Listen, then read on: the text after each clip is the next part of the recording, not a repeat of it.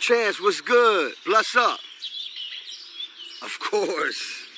Please do me a favor. Do me the biggest favor. Matter of fact, do yourself the biggest favor. Let Justin Bieber know, let Wayne know, and let Quavo know. My house. We're gonna celebrate life, success, and our blessings.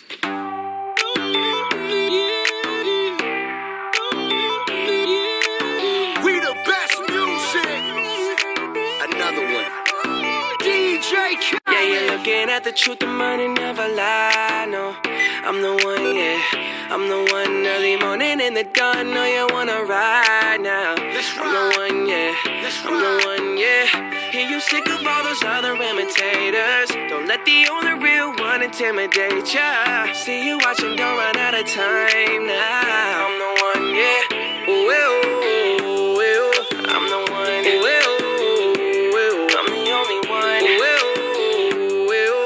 I'm the one, ooh, ooh, ooh. I'm the only one. Quavo, I'm the one that hit that same spot. She the one that bring them raindrops. We go back, remember crisscross and hopscotch. You the one that hold me down when the block's hot. I make your dreams come true when you wake up. And your looks just the same without no makeup. Had to pull up on your mama, see what you made of. Ain't gotta worry about them comers, cause my cake up. You can ride inside my life on that fame bus. Cause I promise when we step out, you'll be famous. Modern day Bunny and Clyde, what they named us. Cause when we pull up, all angles. Yeah, you're looking at the truth, the money never lie, no. I'm the one, yeah. I'm the one early morning in the dawn, know you wanna ride now. I'm the one, yeah. I'm the one, yeah. Hear you sick of all those other imitators. Don't let the only real one intimidate ya. See you watching, don't run out of time now. I'm the one, yeah. Ooh, ooh, ooh, ooh. I'm the one, ooh, ooh, ooh. I'm the only one, ooh, ooh, ooh.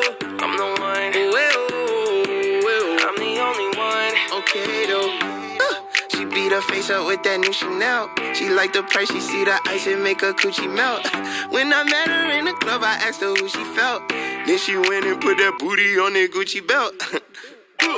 We don't got no label. She say she want bottles. She ain't got no table. She don't got no bed frame. She don't got no tables. We just watching Netflix. She ain't got no cable. Okay though, plug, plug, plug. I'm the plug for her. She want a nigga that pull her hair and hold the door for her. Baby, that's only me. That shit okay with me. Baby, okay, okay though. Yeah, you're looking at the truth, the money never lie, no. I'm the one, yeah. I'm the one early morning in the dawn, know you wanna ride now. I'm the one, yeah. I'm the one, yeah. Hear you sick of all those other imitators. Don't let the only real one intimidate ya. See you watching, don't run out of time now. I'm the one, yeah. Ooh, ooh, ooh. I'm the one, ooh, ooh, ooh. I'm the only one, ooh, ooh, ooh. I'm the one, ooh, ooh, ooh. I'm the only one. Looking for the one, what bitch you looking at the one? I'm the best yet, and yet my best is yet to come. Cause I've been looking for somebody, not just any fucking body. Don't make me catch a body, that's for any and everybody. Oh my god, she hit me up all day, get no response. Bitch, you blow my heart, that's like turning gold to bronze. Roll my eyes, and when she on the molly, she a zombie. She think we Clyde and Bonnie, but it's more like Whitney Bobby, God forgive me. Don't you F finesse and I'm a legend. Straight up out the crescent, fly your bait on for the essence. For the record, I know Colin when that ball was spinning records. Move like game winning record, I'm just flexing on my essence. Yeah, you're looking at the truth, the money never lie, no. I'm the one, yeah. I'm the one early morning in the dawn, know you wanna ride now. I'm the one, yeah. I'm the one, yeah. Hear you sick of all those other imitators. Don't let the only real one intimidate ya. See you watching, don't run out of time now. I'm the one, yeah. Ooh, ooh, ooh, ooh. I'm the one, ooh, ooh, ooh. I'm the only one, ooh, ooh, ooh. I'm the one, ooh, ooh, ooh. I'm the only one. Another one. Don't you know, girl? Don't you know, girl? I am the one for you. I'm the one. Yeah, I'm the one. Don't you know, girl? Don't you know, girl? I am the one for you. I'm the one. Yeah, I'm the one. Don't you know, girl? Don't you know, girl? I am the one for you. I'm the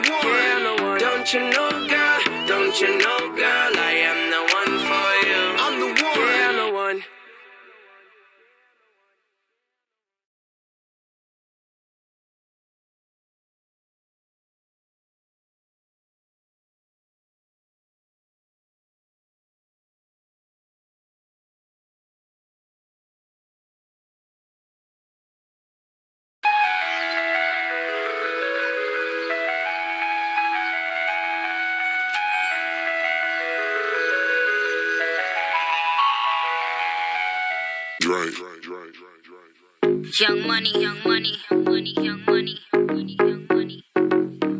Love in 1,000 different flavors. I wish that I could taste them all night. No, I ain't got no dinner plans, so you should bring all your friends. I swear that to all of y'all my type. All you girls in here, if you're feeling thirsty, come on, take a sip, 'cause you know what I'm serving. Shimmy, shimmy, yeah, shimmy, yeah, shimmy, yeah. Drink, swalla la la. Drink, swalla la la. Swalla la la. Shimmy, shimmy, yeah, shimmy, yeah, shimmy, yeah. Drink, swalla la la. Drink, swalla la la.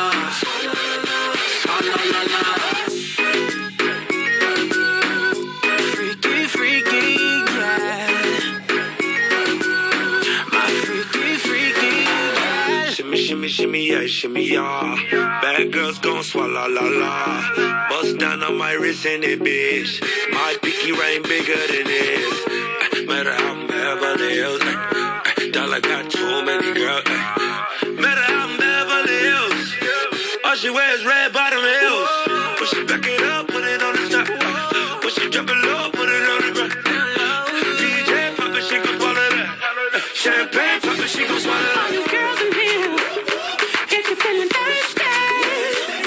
With the brown guts, my shit slapping like dude did LeBron nuts. All you girls in here, if you're feeling thirsty, come on, take a sip, 'cause you know what I'm serving. Shimmy, shimmy, yeah, shimmy, yeah, shimmy, yeah. Drink, swalla la la. Drink, swalla la la. Swalla la la. Shimmy, shimmy, yeah, shimmy, yeah, shimmy, yeah. Drink, swalla la la. Drink, swalla la la. Come on. Young money, Swalla la la. Jay-Z. Freaky, freaky, yeah. Swalla la la. My freaky, freaky, yeah. Swalla la la. My freaky, freaky, yeah. Swalla la la. My freaky, freaky, yeah. The ruler.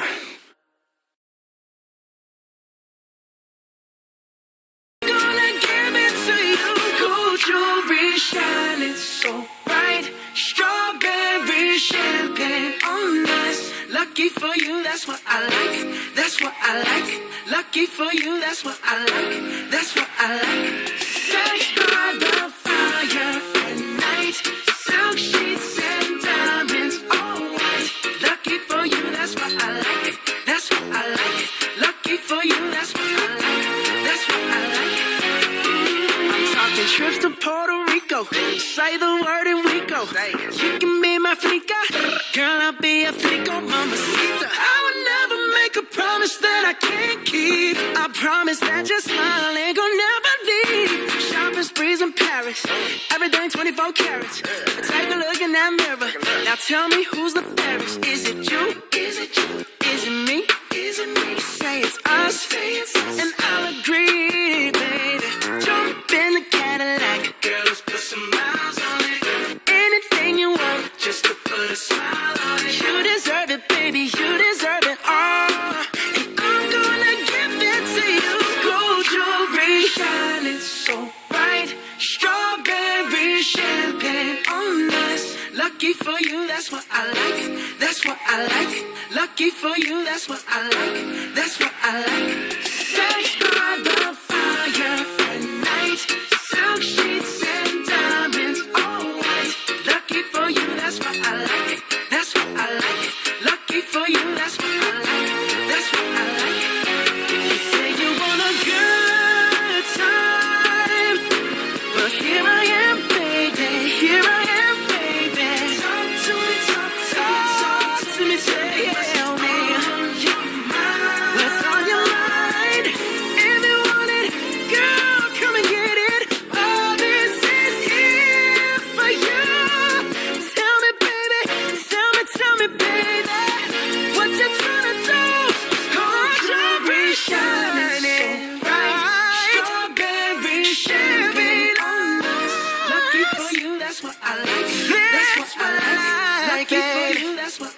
That's what I like. Sex by the fire. Associates and diamonds. All that before you. That's what I like. That's what I like. Like before you. That's what I like. That's what I like.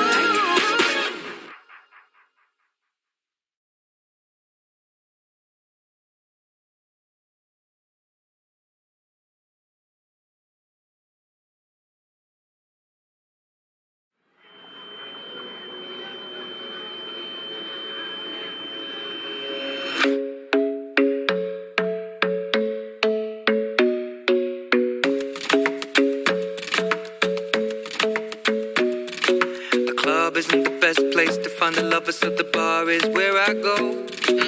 Me and my friends at the table doing shots, tripping fast, and then we talk slow. And you come over and start up a conversation with just me, and trust me, I'll give it a chance. Now take my hand, stop it, and the man on the jukebox, and then we start to dance. And now I'm singing like, girl, you know I want your love. Your love was handmade for somebody like me.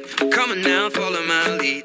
I may be crazy, don't mind me. Say, boy, let's not talk too much. Grab on my waist and put that body on me. Come on now, follow my lead. Come on now, follow my lead. I'm in love with the shape of you. We push and pull like a magnet do.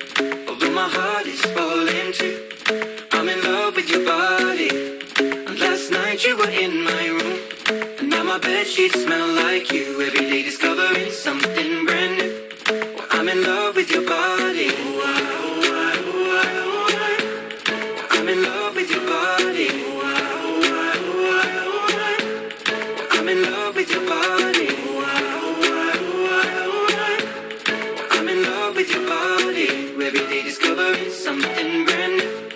I'm in love with the shape of you. When we can, we let the story begin. We're going out on our first date. But you and me are thrifty, so go all you can eat. Fill up your bag and I fill up the plate. We talk for hours and hours about the sweet and the sour and how your family's doing okay. And leaving, getting a taxi, kissing the backseat, tell the driver make the radio play. And I'm singing like, girl, you know I want your love. Your love was handmade for somebody like me. Come on now, follow my lead. I may be crazy, don't mind me. Say, boy, let's not talk too much. Grab on my waist and put that body on me. Come on now, follow my lead. Come on now, follow my lead. I'm in love with the shape of you. We push and pull like a magnet do. Although my heart is falling too. I'm in love with your body. Last night you were in my room. And now my bedsheets smell like you. Every day discovering something brand new. Well, I'm in love with your body.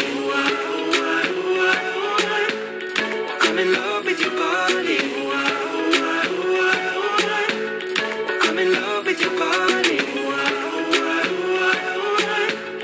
I'm in love with your body. Every day discovering something brand new. I'm in love with the shape of you. Come on, be my baby, come on. Come on, be my baby, come on. Come on, be my baby, come on. Come on, be my baby, come on. Come on, be my baby, come on. Come on, be my baby, come on. Come on, be my baby, come on. Come on, be my baby, come on. I'm in love with the shape of you. We push and pull like a magnet do. Although my heart, your body. Come on, be my baby, come on. Come on, be. I'm in love with your body. Every day discovering something brand new. I'm in love with the shape of you.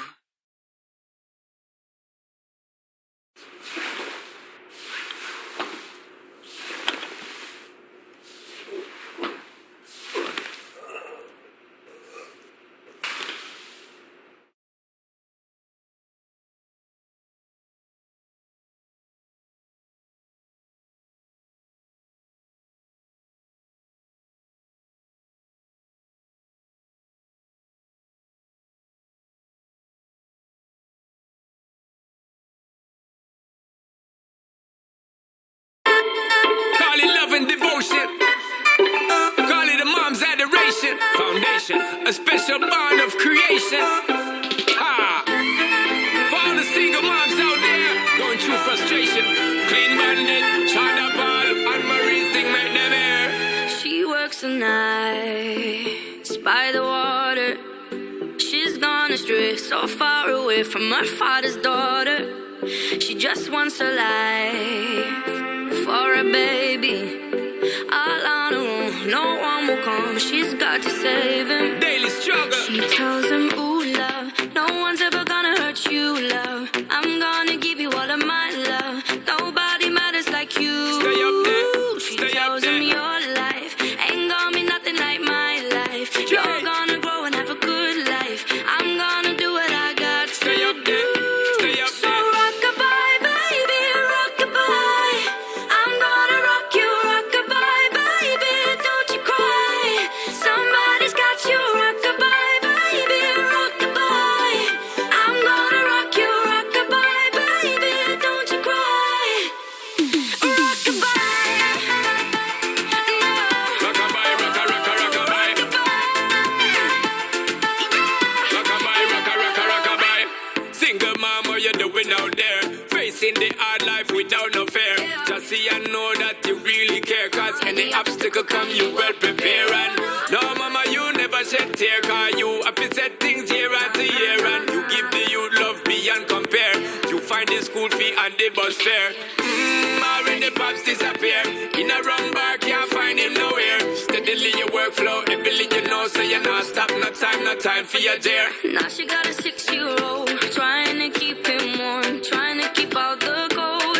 When he looks in her eyes, he don't know he is safe when she says, ooh, love, no one's ever gonna hurt you, love. I'm gonna give you all of my love. Nobody matters like you. So rock-a-bye, baby, rock-a-bye. I'm gonna rock you, rock-a-bye, baby, don't you cry. Somebody's got you, rock-a-bye, baby, rock-a-bye. I'm gonna rock you, rock-a-bye, baby, don't you cry. With a bang, bang, bang, alright then. Rock-a-bye, rock-a-rock-a-rock-a-bye. Rock-a-bye, rock-a-rock-a-rock-a-bye. Rock-a-bye, don't bother cry. Lift up your head, lift it up to the sky, yo. Rock-a-bye, don't bother cry. Angels around you, just dry your eye. Now she got a 6-year-old, trying to keep him warm, trying to keep out the cold. When he looks in her eyes, he don't know he is safe when she says. She tells him, ooh, love, no one's ever gonna hurt you, love. I'm gonna give you all of my love. Nobody matters like you. Stay up there, She stay up tells him there. your life ain't gonna be nothing like my life. You're gonna grow and have a good life. I'm gonna do what I got to do. Yeah. So rock-a-bye, baby, rock-a-bye. Rock-a-bye, rock-a-rock-a-rock-a-bye. You rock-a-bye, baby, don't you cry. Rock-a-bye, rock-a-rock-a-rock-a-bye. You rock-a-bye, baby, rock-a-bye. Rock-a-bye, rock-a-rock-a-rock-a-bye. You rock-a-bye, baby, don't you cry. With a bang, bang, bang, alright then. Rock-a-bye, don't bother cry. Lift up your head, lift it up to the sky, yo. Rock-a-bye, don't bother cry. Angels around you, just dry your eye, car. Rock-a-bye, don't bother cry. Lift up your head, lift it up to the sky, yo. Rock-a-bye, don't bother cry. Angels around you, just dry your eye.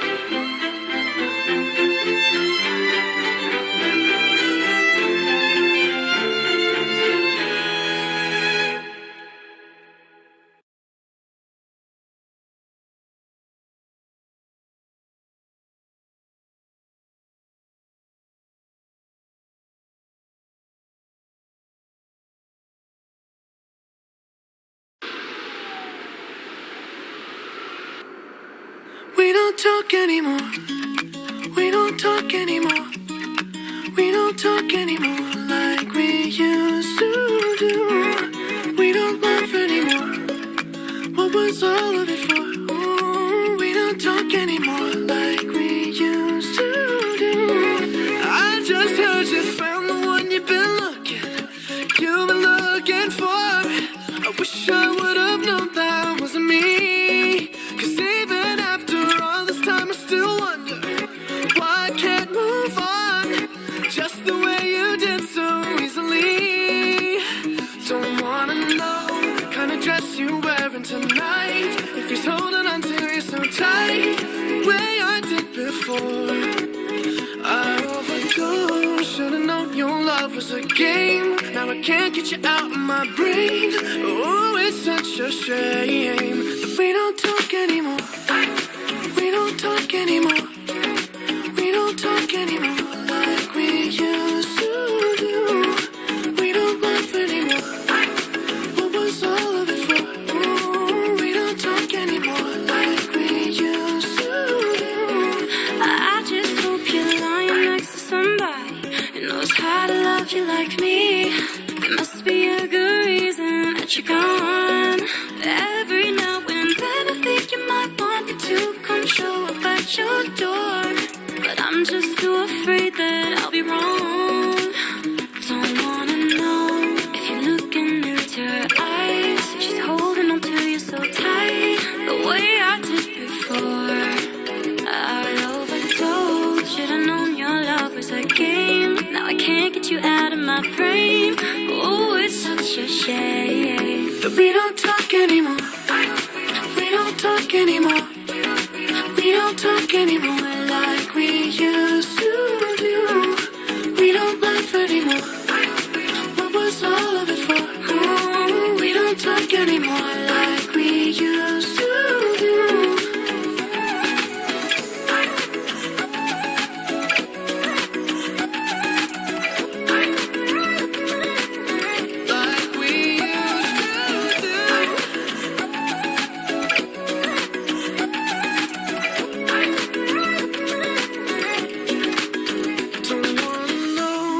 Dress you're wearing tonight, if he's giving it to you just right, the way I did before. I overdosed. Should've known your love was a game. Now I can't get you out of my brain. Oh, it's such a shame that we don't talk anymore. We don't talk anymore. We don't talk anymore like we used to do. We don't laugh anymore. What was all of it for? Oh, we don't talk anymore like we used to do. We don't talk anymore.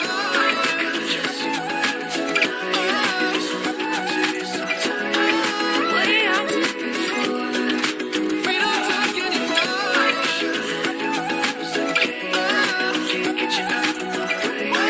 Oh, it's such a shame that we don't talk anymore.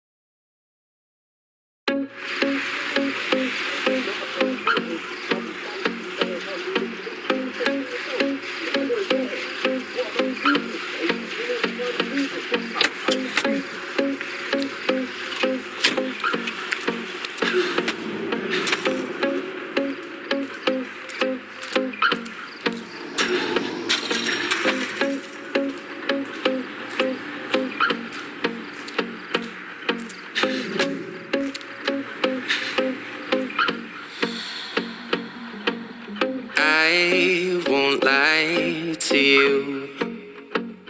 I know he's just not right for you. And you could tell me if I'm off, but I see it on your face when you say that he's the one that you want. And you're spending all your time in this wrong situation, and anytime you want it to stop, I know I can treat you better than he can, and any girl like you deserves a gentleman. Tell me, why are we wasting time on all your wasted crown when you should be with me instead? I know I can treat you better than he can. I'll stop time for you the second you say you'd like me to.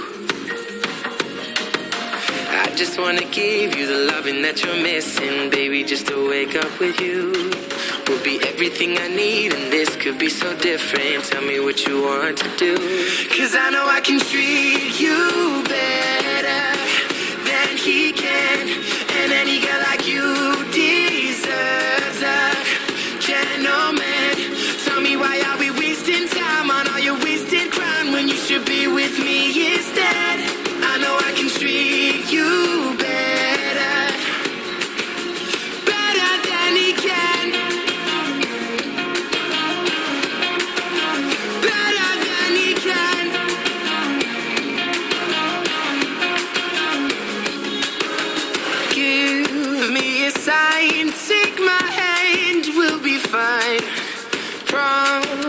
I won't let you down. Just know that you don't have to do this alone. Promise I'll never let you down.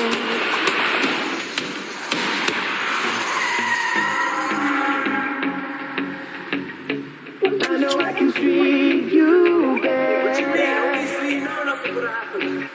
I know I can treat you better.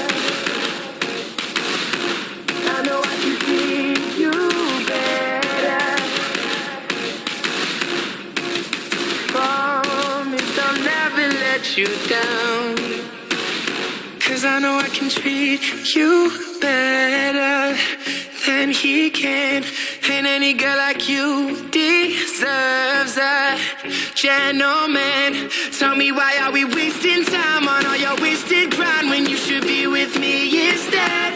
I know I can treat you better, better than he can. Better than he can.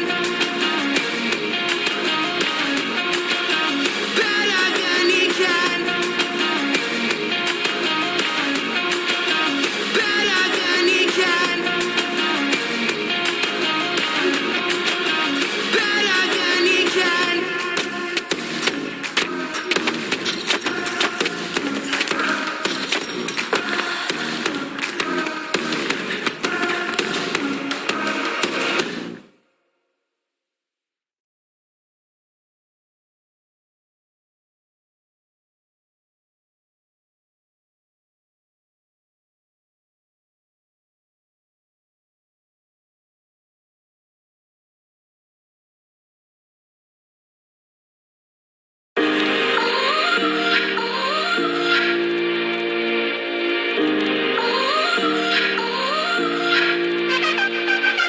You gotta go and get angry at all of my honesty. You know I try, but I don't do too well with apologies. I hope I don't run out of time, 'cause someone call a referee. 'Cause I just need one more shot, have forgiveness. I know you know that I made those mistakes maybe once or twice. And by once or twice, I mean maybe a couple of 100 times. So let me redeem on myself tonight. 'Cause I just need one more shot, second chances.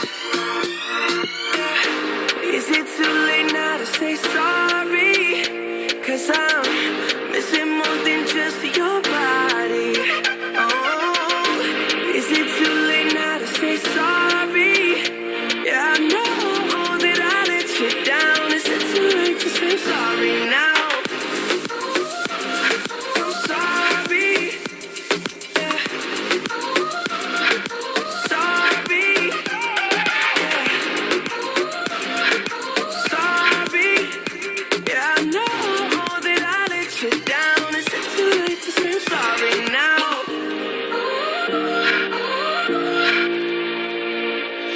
Take every single piece of the blame if you want me to. But you know that there is no innocent one in this game for two. But I go, and then you go out and spill the truth. But can we both say the words and forget this? Yeah, is it too late now to say sorry? 'Cause I'm missing more than just your body. Is it too late now to say sorry? Yeah, I know that I let you down. Is it too late to say sorry now? I'm not just trying to get you back on me. 'Cause I'm missing more than just your body. Is it too late now to say sorry? Yeah, I know that I let you down. Is it too late to say sorry now?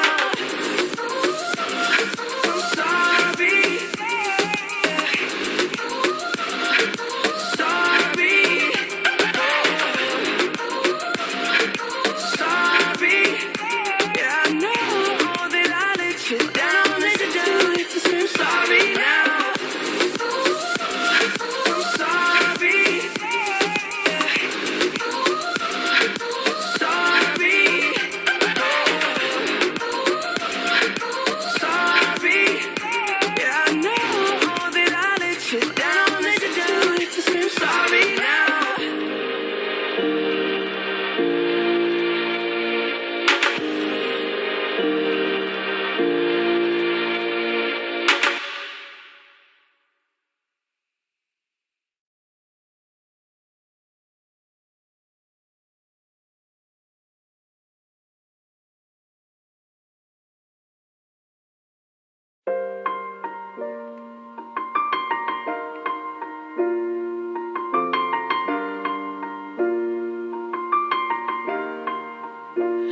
It's been a long day without you, my friend, and I'll tell you all about it when I see you again. We've come a long way from where we began. Oh, I'll tell you all about it when I see you again. When I see you again. Damn, who knew? All the planes we flew, good things we've been through. That I'll be standing right here talking to you about another path. I know we love to hit the road and laugh, but something told me that it wouldn't last. Had to switch up, look at things different, see the bigger picture. Those were the days, hard work forever pays. Now I see you in a better place. How can we not talk about family when family's all that we got? Everything I would do, you were standing there by my side. And now you gon' be with me for the last ride. It's been a long day without you, my friend, and I'll tell you all about it when I see you again. We've come a long way, from where we began. You know we started. Oh, I'll tell you all about it when I see you again. Tell you. When I see you again.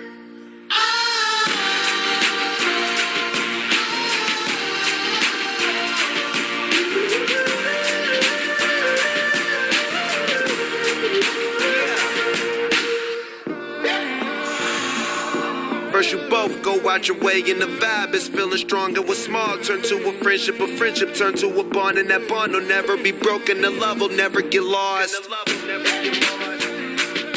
And when brotherhood come first, then the line will never be crossed. Established it on our own when that line had to be drawn. And that line is what we reach, so remember me when I'm gone. How can we not talk about family when family's all that we got? Everything I would do, you were standing there by my side. And now you gon' be with me for the last ride. Let the light guide your way. Yeah. Hold every memory as you go, and every road you take will always lead you home. Oh, it's been a long day without you, my friend, and I'll tell you all about it when I see you again. We've come a long way from where we began. Oh, I'll tell you all about it when I see you again. When I see you again.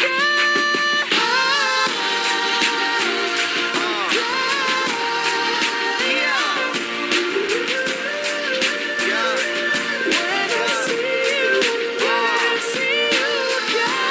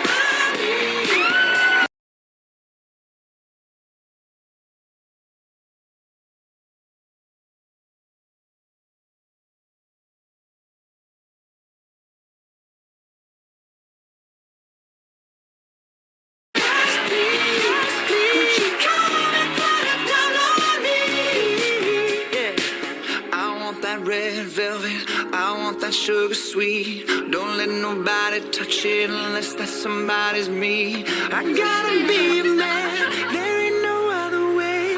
It's pretty hot in the night, Southern California day. I don't wanna play no games, you don't gotta be afraid. Don't give me all that shy shit, no makeup on, that's my sugar. Yes, please.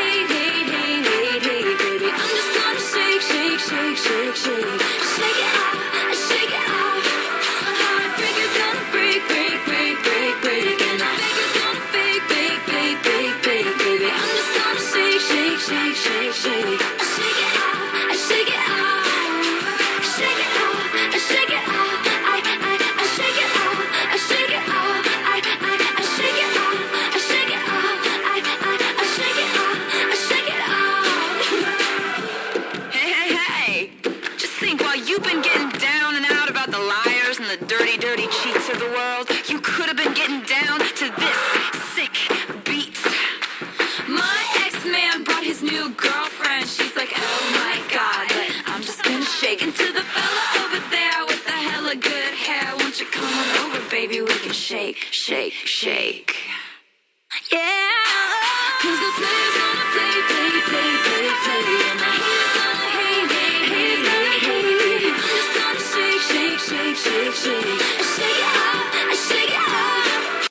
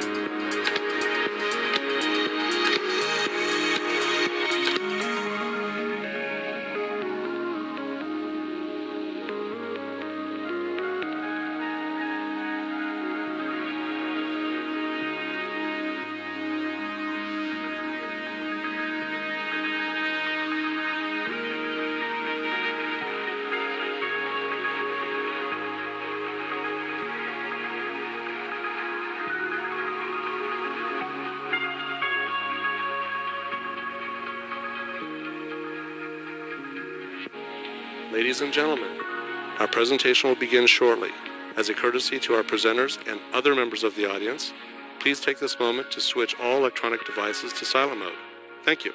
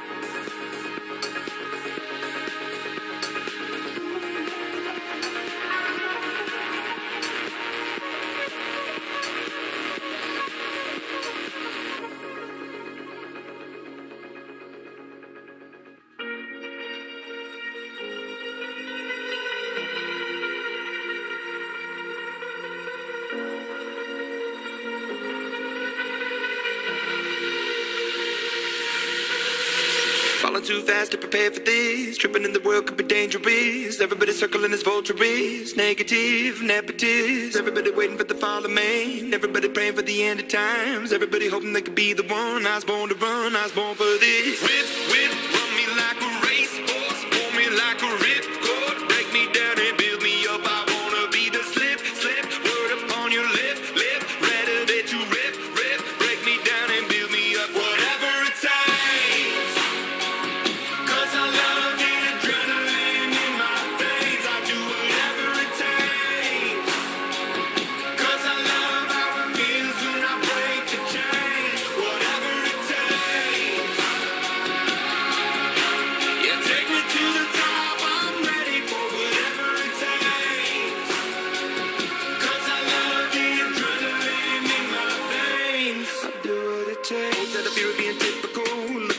Feeling miserable, always hanging on to the visual. I wanna be invisible, looking at my years like I'm martyrdom. Everybody needs to be a part of them. Never be enough on the prodigal son. I was born to run, I was born for this. Whip, whip, run me like a racehorse, pull me like a ripcord. Break me down and build me up. I wanna be the slip, slip. Word upon your lip, lip. Rather that you rip, rip. Break me down and build me up. Whatever it takes. 'Cause I love the adrenaline in my veins. I do whatever it takes. 'Cause I love how it feels when I break a chain. Whatever it takes. Yeah, take me to the top. I'm ready for whatever it takes. 'Cause I love the adrenaline in my veins. I do what it takes. Hypocritical, egotistical. Don't wanna be the parenthetical, hypothetical. Working out of something that I'm proud of. Out of the box, an epoxy to the world and the vision we've lost. I'm in apostrophe. I'm just a symbol to remind you that there's more to see. I'm just a product of the system of catastrophe. And yet a masterpiece. And yet I'm half diseased. And when I am deceased, at least I go down to the grave and die happily. Leave the body of my soul to be a part of it.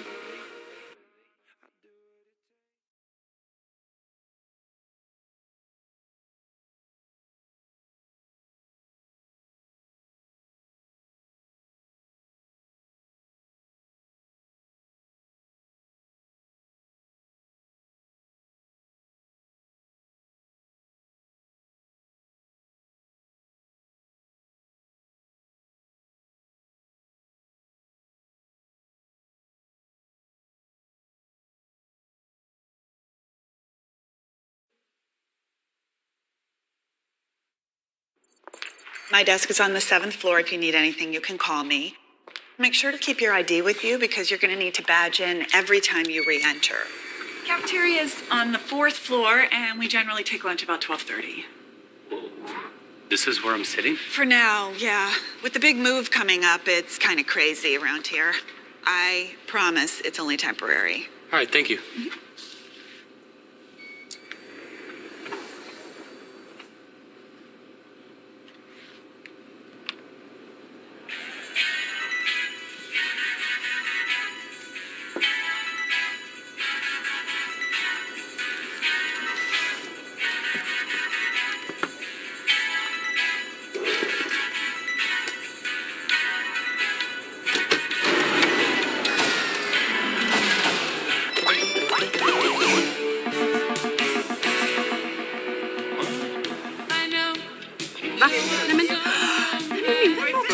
Förbannade apparat! Nej! Det不是告诉我。老公啊，WeChat 不工作了。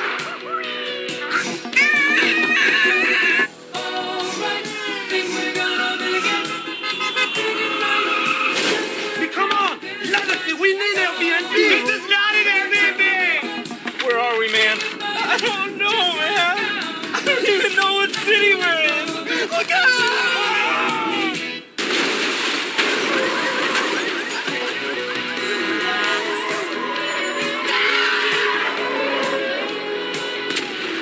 World leaders are declaring a global state of emergency until the app situation can be resolved. Selfies! Hey, buddy!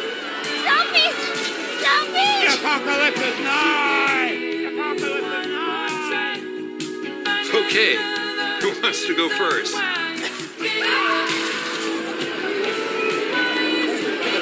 iTunes! Get you iTunes! You think we should have gone with the puppy face? I just ate this whole pizza by myself!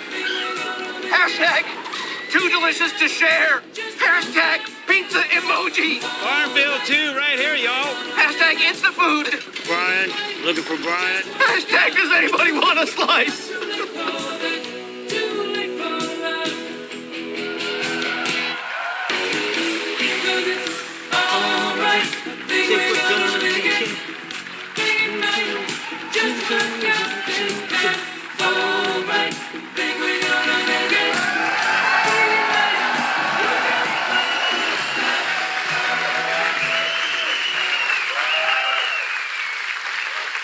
Good morning. I'm so glad that really can't happen. Welcome to WWDC. It's great to be back in San Jose, the heart of Silicon Valley and right down the street from Apple in our new campus. It's been 15 years since we held the developer conference in San Jose, and an awful lot has changed. But the one thing that hasn't changed is our commitment to the developer community and our ability to do amazing things together. This is going to be the best and biggest WWDC ever.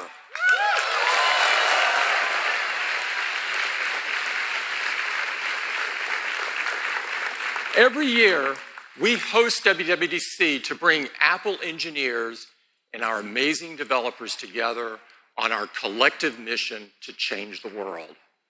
And I'm pleased to tell you, the Apple developer community has never been more vibrant.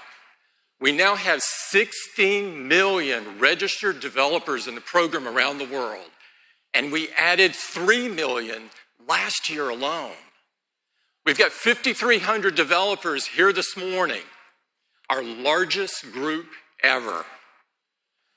We have attendees this morning from 75 countries across the world. It's truly a worldwide conference. And we have the most student developers with us this morning ever.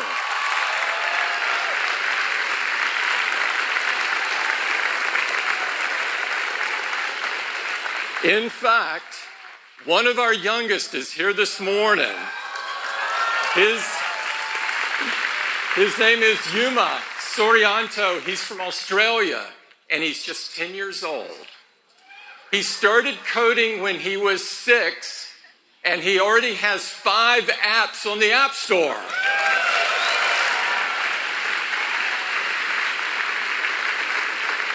I met Yuma yesterday, and I can't wait to see what he's going to accomplish next. And while we've got some great up-and-coming developers like Yuma, we've got some that got a bit of a later start. Masako Wakamiya is just 82 years old, and she's from Japan, and she published her first app earlier this year. So if you haven't published yet, there is still time. Let's give them a big round of applause.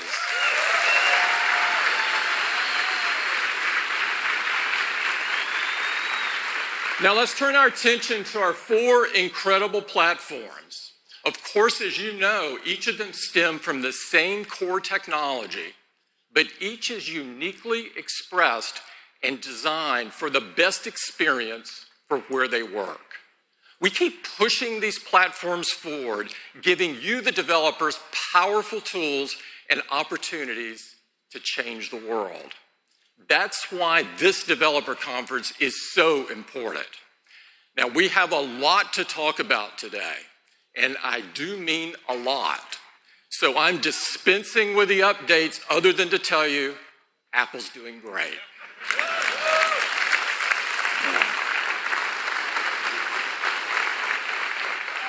We have 6 important announcements to share with you this morning. So let's get right into it, and I'll start with tvOS.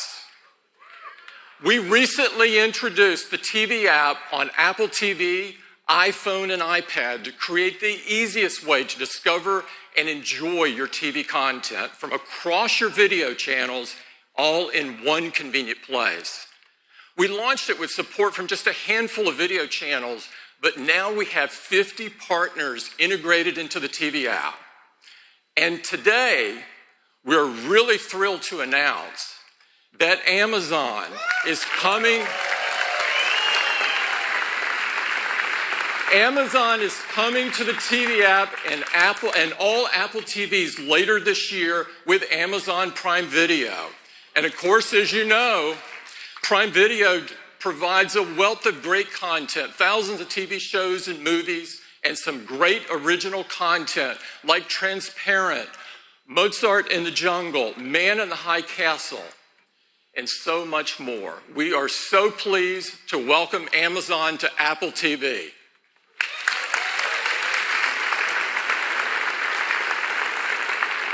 So that's tvOS. You'll be hearing a lot more about tvOS later this year. Number 2, let's talk about Apple Watch. Apple Watch has had incredible growth this past year. In fact, it's the #1 selling smartwatch by far. And what's most important to us is that it's #1 in customer satisfaction, again, by far. Apple Watch is designed to help you live a healthier life, and people are absolutely loving the fitness capabilities, the health capabilities, the quick access to information, and even the ability to swim with it. We've got some exciting updates to the watchOS, and to take you through them, I'd like to invite Kevin Lynch up. Kevin? Thank you, Tim. So watchOS is moving forward really quickly, and I'm very excited to introduce watchOS 4 today. This furthers the areas that people love and also introduces new ways to make the watch more personal to you. Let's start with watch faces. Now, Apple Watch is great for quickly glancing at information, and many people are using a watch face like this today. And now you need to choose what information shows up here. So for example, weather, calendar, and workouts, or maybe you'd like to look at the date and reminders and sunset. The information that you'd like to see actually varies based on time and your location and your routines. What if we could actually show you a selection of information that you might need automatically? Well, Siri is becoming more and more a proactive assistant, knowing what information you need when you need it. And we've created a new watch face which is powered by Siri intelligence. This is the new Siri watch face. Now it automatically displays the information that's most relevant to you, and you can also access Siri just by tapping on the new complication on the top left. And it automatically displays this information with the same type of intelligence we've applied on iOS. We're using machine learning to adapt automatically based on your routines and the apps that you use when you use them. So in the morning, I might see, for example, commute time and my first meeting. And if I rotate the crown, I can see more information from Siri. For example, reminders or even photo memories from this same time last year or maybe from this location. And throughout the day, whenever you raise your wrist, the face will dynamically update with information for you. So for example, at noon, I might see a reminder to make a call, and I might get a pass to a flight that I'm taking that afternoon. So relevant passes in Wallet can appear here right in the face, including from third-party apps. Now at the end of the day, I might see what time the sun's gonna set, and also I can get access to controls I tend to use in the Home app at night. So this is an intelligent, proactive assistant right on your wrist, and this is the new Siri face on Apple Watch.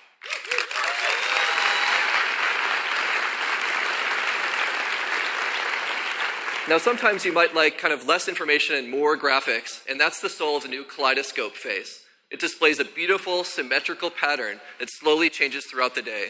And you can rotate the crown and you can get this kind of trippy effect whenever you want. And there's multiple styles you can choose from. So for example, if you use a photo like this, you can create a variety of kaleidoscope styles. This is the new Kaleidoscope face.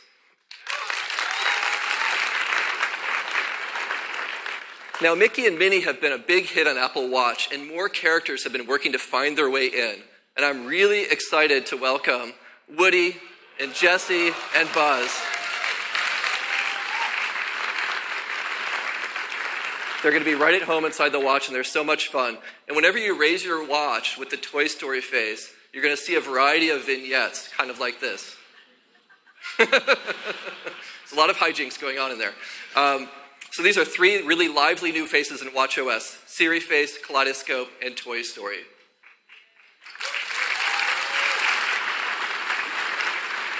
Now let's talk about activity.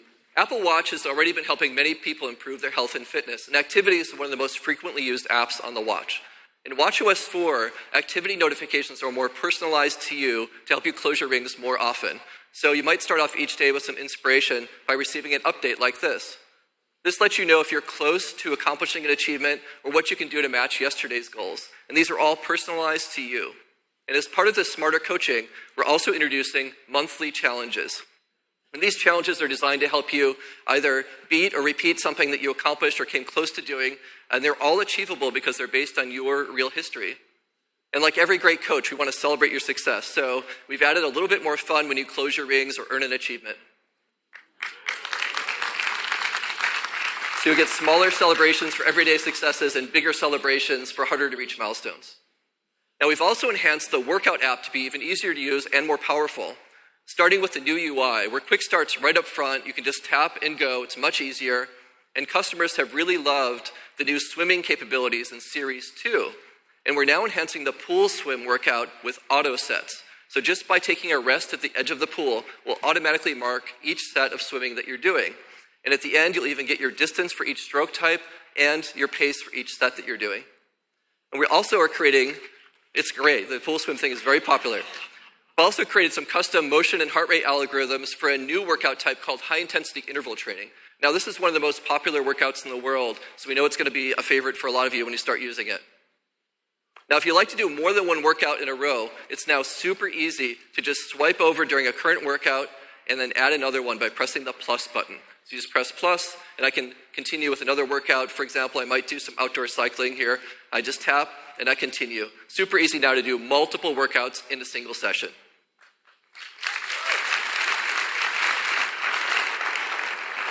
Now, many people are doing the workouts indoors at a gym. And when you use gym equipment, it has data the Apple Watch doesn't have, and the watch has data the gym equipment doesn't have. So you end up with numbers like calories and distance that don't quite match. So in watchOS 4, we've come up with a great solution to this. We're enabling, for the first time, two-way data exchange in real time with gym equipment. So you'll be able to simply tap your Apple Watch on an NFC reader on the gym equipment. Your watch will automatically launch the workout app, and you can connect. And then your heart rate is read by the watch and sent to the equipment, and data like incline and speed is sent from the equipment to your watch. And when you start and stop the workout in your gym machine, it does the same thing on your watch. So now all the information matches, it's much easier, and it's a lot more accurate. Now this is being supported by the largest gym manufacturers in the world, who provide about 80% of equipment in gyms today. And Apple Watch-enabled equipment will be rolling out starting this fall.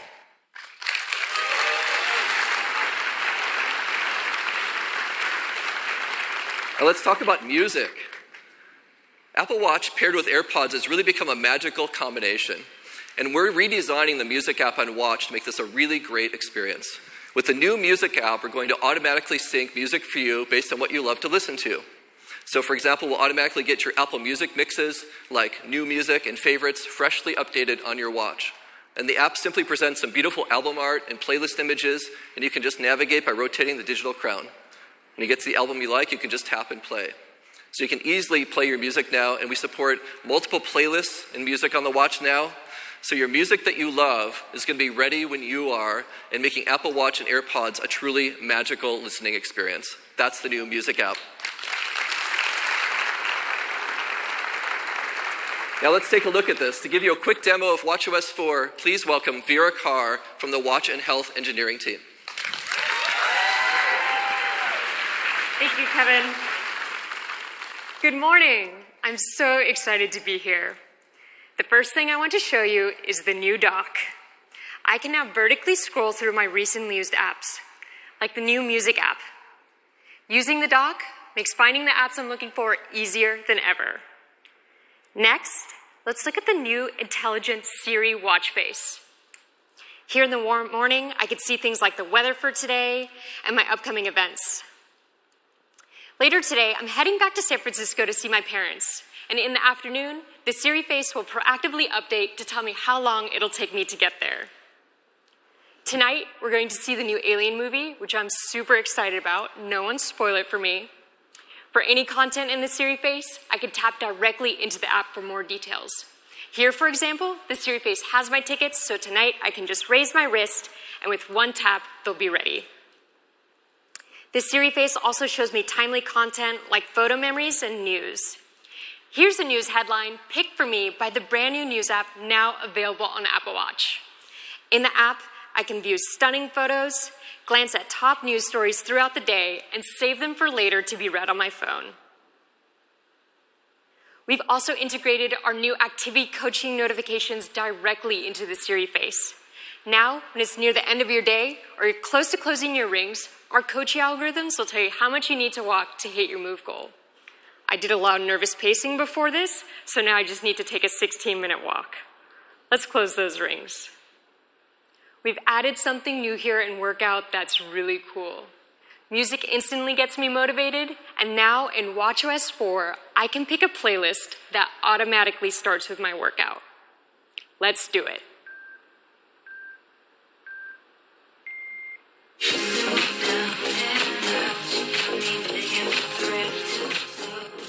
And when I'm in a workout, I can quickly swipe to the left and control my music right here.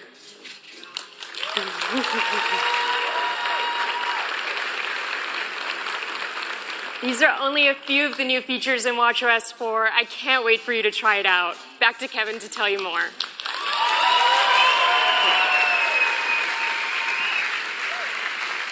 Terrific job, Vera. Thank you.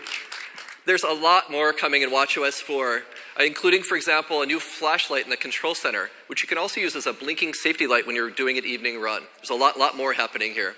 Now, we of course have a number of updates that enable great apps by developers in watchOS, including more support for apps running in the background, faster app responsiveness, and some new UI capabilities. And we're also now supporting native core Bluetooth on the watch, which is going to enable experiences for apps that work with small devices around you. So for example, continuous glucose monitoring directly from Dexcom sensor to your watch. Or Zap Tennis, which connects to a sensor on your racket for real-time swing analysis when you're playing. Or Zensor, which connects your watch to your surfboard so you can actually see the height of the waves you're doing and how many calories you're burning while you're still in the water. So lots of new possibilities here for watchOS. Developer Preview is available today, so you can get going. And there's a free upgrade for everyone across all watches this fall. And that's just some of what's coming in watchOS 4. Please welcome Tim back to the stage. Thank you. Thanks, Kevin. WatchOS 4 is a great update. Now, let's talk about a product that in many ways is the heart and soul of Apple.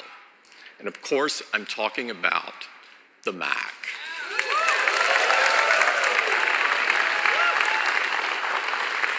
There's never been a computer quite like the Mac.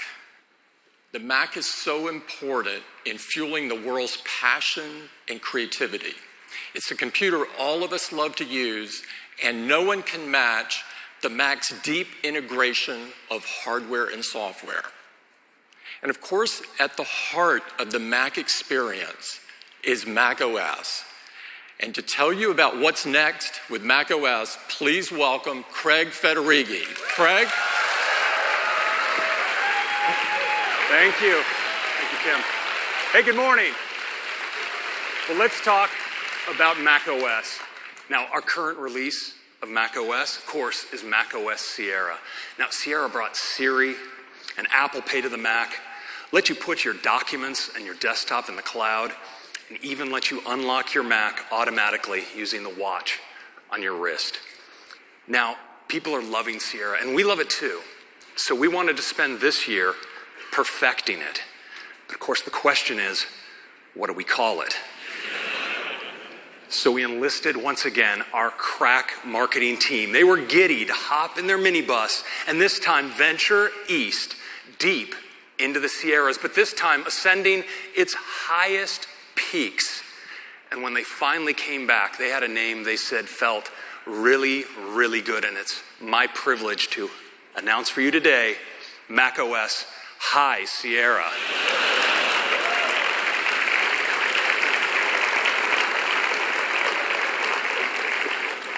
Now, we talked to the guys and we said this might be misconstrued, but they assured us this name is fully baked. So, now, High Sierra is all about deep technologies that provide a powerful platform for future innovations on the Mac. But we couldn't help ourselves. We also added some refinements, and it starts with Safari. Now, Safari is known for its efficiency and its legendary battery life. But Safari is also incredibly fast. In fact, we benchmark Safari on the same hardware running macOS and Windows with all the popular browsers, and Safari smokes them in benchmark after benchmark. Jetstream, Speedometer, Motion Mark, Safari tops them all. So that's right, Safari is the world's fastest desktop browser with High Sierra.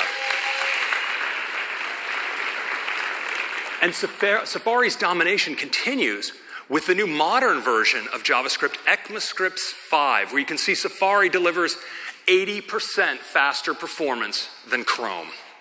Now, in addition to being tremendously fast, Safari also helps give you a serene browsing experience.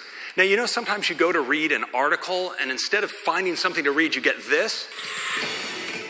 Just some loud audio and video that auto-plays and disrupts your whole reading vibe. Well, now, don't worry about it because we have autoplay blocking in Safari. Safari detects the sites that shouldn't be playing video and puts you in control. You can always push play. Now, Safari is also key in respecting your privacy. Now, have you ever had this experience where you go to buy something on the web, you even complete the purchase, and then it seems like everywhere you go on the web, it just follows you around? It kind of feels like you're being tracked. And that's because you are. No longer, because Safari has intelligent tracking prevention.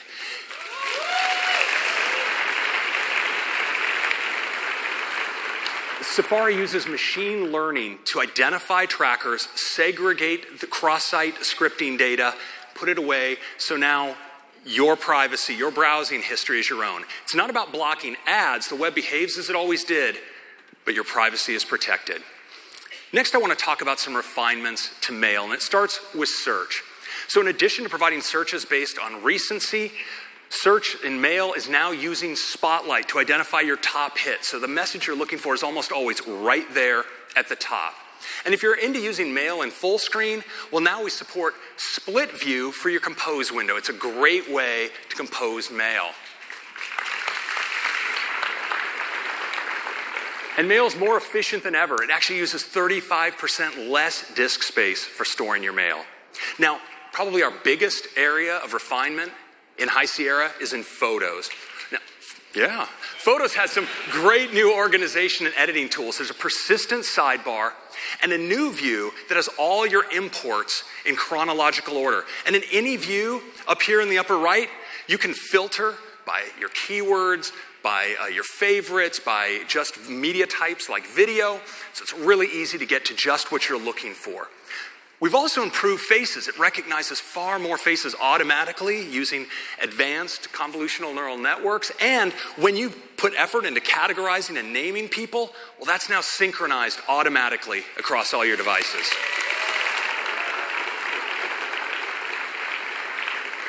Now, we also have some great enhancements to editing inside of Photos. You can see here on the right-hand side, all of your editing tools are arrayed, and there are a bunch of great new ones, including curves, which allows you to fine-tune the color and contrast in your image, and selective color, which lets you modify color in a selective range. And I think you're going to like this one, because if you like to do edits in a pro tool like Pixelmator or Photoshop, well, now when you punch out to that other editing tool, all of your edits automatically synchronize right back to your photo library. Now, Apple pioneered printed books based on projects you construct right inside of the photo application. And now we're opening this up to third parties. They're going to offer some amazing new printing services, full framed wall-mounted photos, and even publishing websites, all based on projects right inside of Photos. So those are some quick refinements, but I want to return to the main story now. And that's technology, because we've gone deep on the fundamentals, data, video, and graphics. And when it comes to data, the fundamentals are in the file system. Now, the Mac file system has its roots, actually, HFS, from 30 years ago. Well, a lot has changed since then. We have a lot of flash drives, our storage is 1 billion times larger, and it's time for a more modern file system. So I'm pleased to announce that we're bringing the Apple file system to Mac OS as our new default.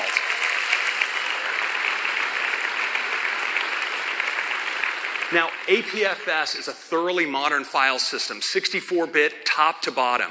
It's safe and secure with built-in crash protection and native encryption. And it's ultra-responsive with modern features like instant file and directory cloning and high-performance parallelized metadata operations. Now, what does that really mean in practice? Well, let's take a look at a simple file duplication inside of Sierra. So we're going to go up to the File menu, select Duplicate on these very large video files, and it's going to copy. And just like you'd expect, there's a lot of data to be copied here, so it takes a little while. Just about done. There we go. Now let's watch that in High Sierra. Well, we're going to go up to the File menu, we're going to select Duplicate, and we're done.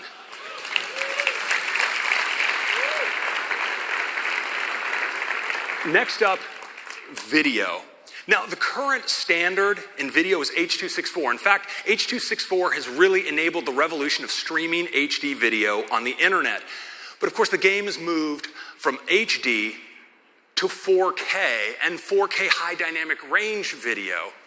And there's a new standard to support this. It's H.265 or HEVC. And you want your video to look great, preserve all the detail and color, and HEVC does it while saving up to 40% better compression than H.264. Now, we're building in software encoder support into High Sierra for all Macs and hardware acceleration of HEVC for the newest Macs. And we're also building it into Pro Tools like Final Cut, Motion, and Compressor. Now I want to return to our main story, which is graphics. And graphics are all about the GPU. The GPU has been the performance superstar of the last decade, delivering incredible gains in computational performance. Now, our API for high-performance graphics is Metal, and developers have taken amazing advantage to Metal. This is Dawn of War 3 from Feral Interactive, incredible graphics. This is DaVinci Resolve from Blackmagic, which can accelerate many editing operations. And of course, we even use Metal inside of Photos for doing machine learning and identifying your photos. But we've learned a lot working with developers on their adoption of Metal, and we have a new version to announce today, and you'll never guess what we called it. It's Metal 2. Now, Metal 2 is tremendously fast. In fact, it has great optimizations and new APIs that, when adopted, deliver another 10 times improvement in draw call throughput. Now, some of you remember when Metal first came out, it itself had a 10 times improvement over OpenGL. You can multiply those numbers together. That's 100 times improvement. Now, we've also provided better debugging and performance analysis tools for you to optimize your app for Metal. And we're so excited about the advances in Metal 2 that we've taken the Mac Windows server and put it on top of Metal, accelerating things like mission control, and some of our most challenging system animations are now buttery smooth all the time. Now, Metal is not just about graphics. We're also using it for machine learning. Can now accelerate. Yes, we have Metal performance shaders that accelerate all kinds of deep learning algorithms. Now, another piece of Metal news today is Metal for external graphics. So, you know our MacBooks have this tremendous balance of portability and power. But sometimes, for some workflows, you need even more power. You want to take advantage of the incredible Thunderbolt I/O on your MacBook Pros to access external graphics. So we're going to be making this possible in Metal 2. Now, we're starting with the developer kit that'll be available today. You can actually order a Thunderbolt 3 enclosure with a high-performance AMD GPU and tune your apps for high-performance external graphics. And then we'll be rolling out support to all of our customers in the months to come. Now, with this graphics power, we're really doubling down on our focus on pro content creation. And that's increasingly about VR content creation. And so we're bringing Metal for VR to High Sierra. Now, Metal is delivering a VR-optimized display pipeline that provides extremely high performance. And we're optimizing our pro apps like Final Cut for doing things like editing spherical video right inside the VR environment. We're also working with Valve. They're bringing the Steam VR SDK to the Mac. And we've worked with Unity and Unreal to bring their engines for VR to the Mac.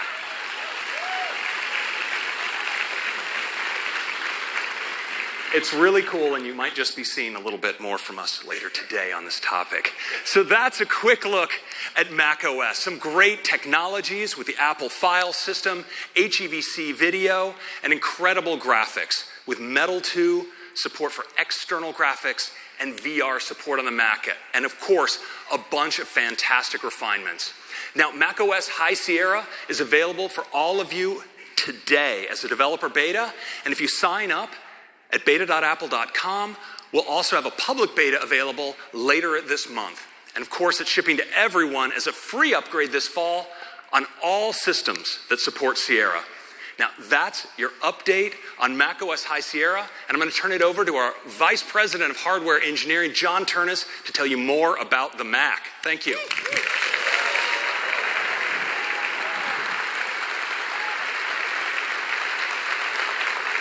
Thank you, Craig. So we have some great updates to talk about today that span much of the Mac product line.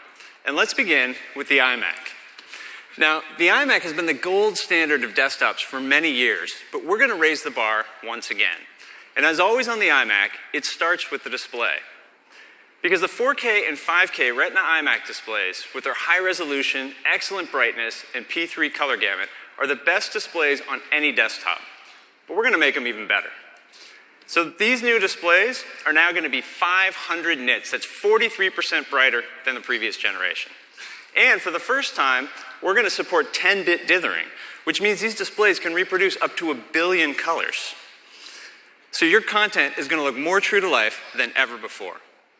Now, in addition, we've got some great internal updates for these iMacs. So we'll start with the CPU, because the whole line is moving to Intel's 7th generation core processor, also known as Kaby Lake.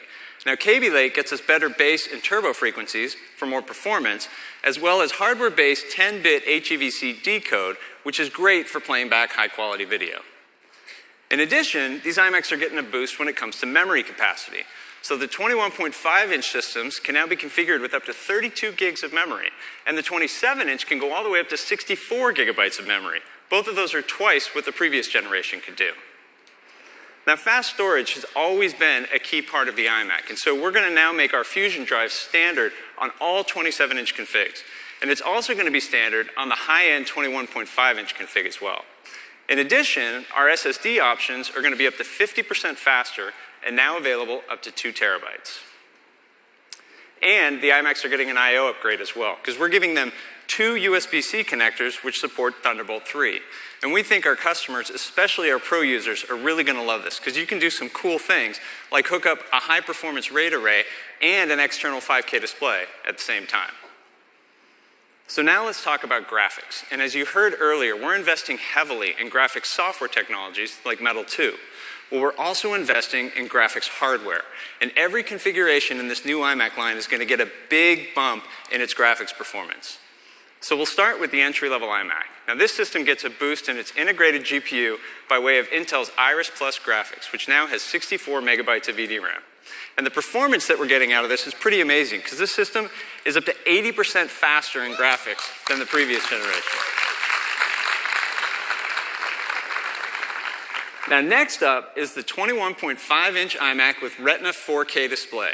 And the big news here is that we're going to be moving to discrete graphics and making it standard on all 4K iMacs.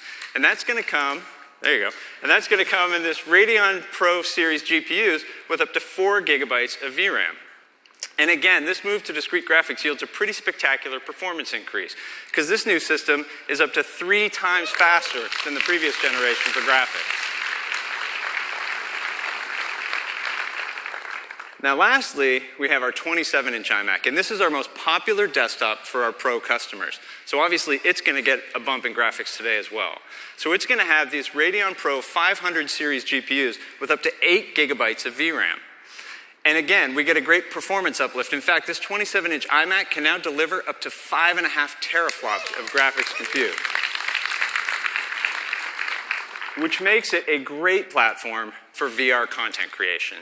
In fact, we've seeded some developers with this new iMac and High Sierra so that we can see what they can do with virtual reality on the Mac. And I'm really excited that we can give you a demo of some of this amazing work right now. So I'd like to invite up on the stage here from Industrial Light and Magic is Academy Award-winning visual effects artist and Chief Creative Officer, John Knoll. John? Thank you, John.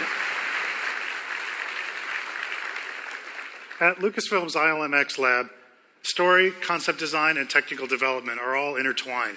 They come together for us to create immersive experiences for people to enjoy at home, in cinemas, and at theme parks. Now, I've always done my art and development on a Mac, so I'm really excited about these new iMacs.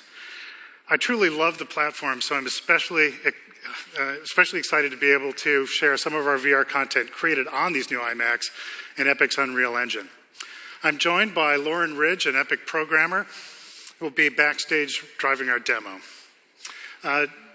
Working together, we can work in real time to create an immersive experience as we step inside the Star Wars universe. Now, Lauren's backstage so we can show you the environment around her. And now, we're going to show you from my perspective. Here we are on the planet Mustafar. Thanks to the native VR support in macOS High Sierra, I can use Unreal Engine's editor to create content inside the VR experience. And for the first time, it's all powered by my Mac. On my left motion controller, I have my radial menu, which acts as my artist palette. And on the right, I have the laser I use to interact with the world. I have some fire here, so let's try that out. All right, very nice. Let's do some set dressing. What do you have? Let's see, let me open my content browser. It has all the assets I need to dress my scene. I think I saw a good landing spot for an Imperial shuttle over here, so let's bring one of those in. We've actually set up these smart assets so they know exactly where to come in for their landing. Great, all right. Can we go wide? Sure, I can grab onto it with 2 hands and scale myself up. I can also use this to rotate the world around me. Oh, very cool. I have a TIE fighter here too, so let's bring one of those in. Thanks to the more than 5.5 teraflops of GPU performance, manipulating objects is super smooth and really intuitive. Great. All right, can we have a squadron of those flying overhead? Okay, what about from over there on the horizon to over there by the castle? Great, perfect. Okay. All right, let me teleport back down. Oh, hey, seeing the castle back there reminds me we're missing one important element. Right, how could I forget? All right. Nice. Boy, it looks really good silhouetted against the sky back there. Can we go in closer? Sure thing. It's really cool how Metal 2 unlocks Unreal's advanced rendering feature set on the Mac. Wow, yeah, really nice. All right, let's play this scene from here. Okay.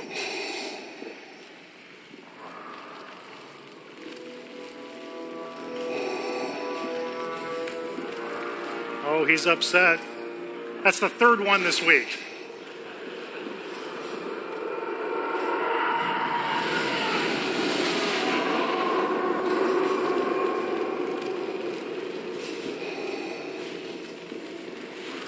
Whoa. I'm glad he didn't see me there. Wouldn't be so sure about that.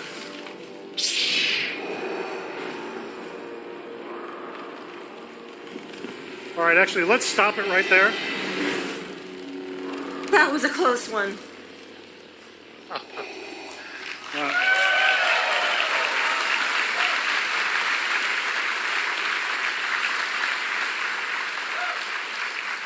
Well, it's really nice to see an iMac rendering this level of graphics in VR mode at a smooth 90 frames a second. Really great. All right, thank you, Lauren.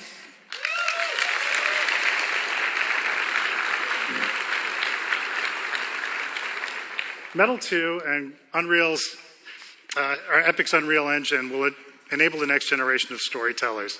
We use this technology in our filmmaking every day for virtual set scouting, for art direction, and shot design. And that means that this immersive content can be made by the same people that bring you the films. That's incredibly powerful. At Lucasfilm and ILMX Lab, we're looking forward to using our Macs to create new experiences as we invite people everywhere to step inside our stories. Thank you.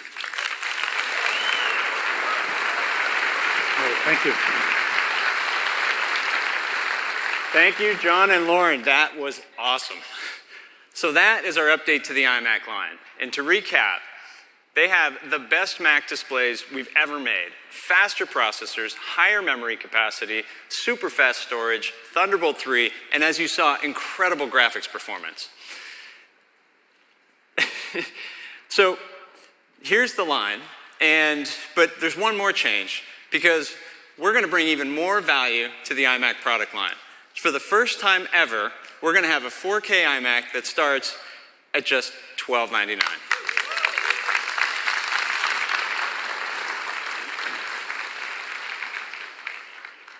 But the updates don't stop with just the iMac, because we're refreshing our notebooks today as well. And together, the MacBook and MacBook Pro make up the strongest line of notebooks we've ever had. But we're going to make them even better, because we're moving to Kaby Lake here as well. And we're bringing faster SSDs to our MacBook and faster standard graphics to the 15-inch MacBook Pro. So a great performance bump across the board. So here's that lineup, but just like the iMac, we're going to bring more value here as well, because we're going to have a new configuration of the 13-inch MacBook Pro that also starts at just $12.99.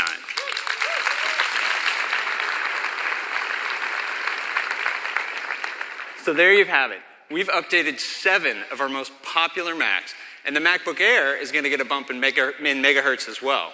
And even better, they're all shipping today.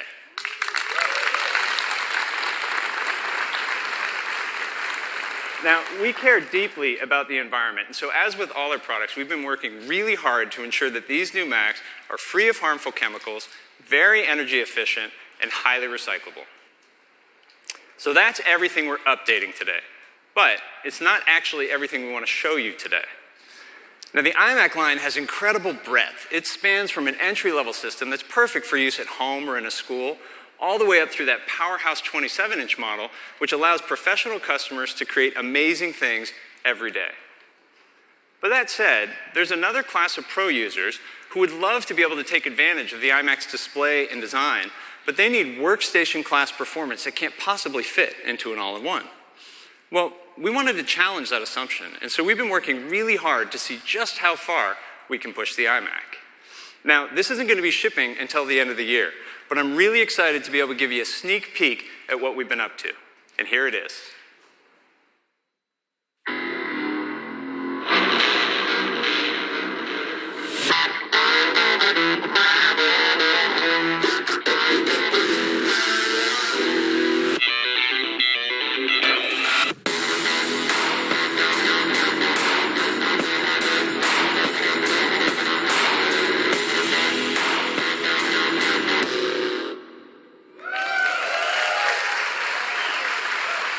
Cool.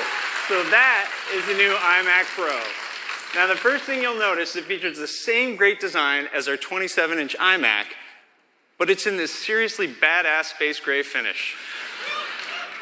And with that stunning new color and gorgeous 5K display, this is without a doubt the most beautiful iMac we've ever made.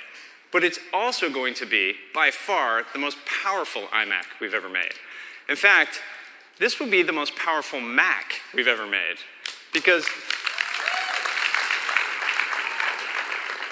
we actually are going to put workstation-class performance into our incredible 5K iMac design. Now, to do that, the team had to completely rethink the thermal architecture.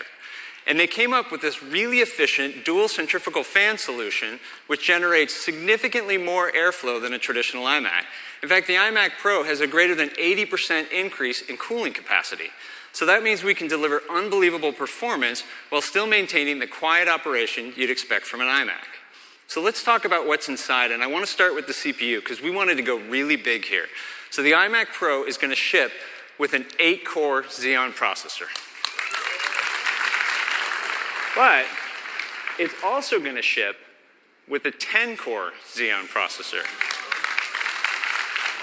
And then we thought, you know, we've gone this far, let's get really nutty. So we're going to offer it with up to 18 cores. That is a ton of compute power. But we didn't want to stop there because we wanted to go really big on graphics as well. So the iMac Pro is going to use AMD's Radeon Vega graphics. This is their brand new workstation-class graphics architecture. It features a completely new GPU core and high bandwidth on-package memory. It's going to be available with up to 16 gigabytes of VRAM and over 400 gigabytes per second of memory bandwidth. And we aren't going to use an entry-level configuration here because our implementation is going to offer up to 11 teraflops of single precision compute power. That's 3 times more than the best GPU in a Mac Pro. But it actually gets even better because this Radeon Vega GPU can also do half precision compute. So that means the iMac Pro can deliver up to 22 teraflops of half precision computation. This is a really big deal for things like machine learning development. So the iMac Pro, as you can see, is going to be a monster when it comes to graphics, but we didn't want to stop there either. So we're going to let you configure it with up to 128 gigabytes of ECC memory. That's twice what you can do in a standard 27-inch iMac. And up to 4 terabytes of 3 gigabyte per second SSD. Now, the iMac Pro is also going to have a full complement of high-performance I/O, including 4 Thunderbolt 3 ports, and for the first time ever in any Mac, built-in 10 gigabit Ethernet.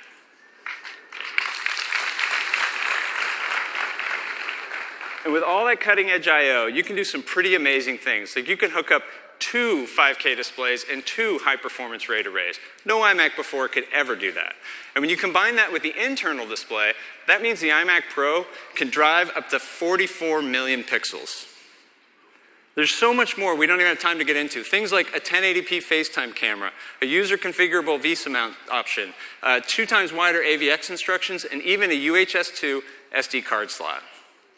So with all these high-performance technologies and our incredible 5K display, this iMac Pro is going to be an awesome workstation for things like real-time 3D rendering, high frame rate immersive VR, machine learning development, and with all those cores and all that memory, super fast code compiling. Now, speaking of workstations, we wanted to compare the starting configuration of the iMac Pro to what's on the market.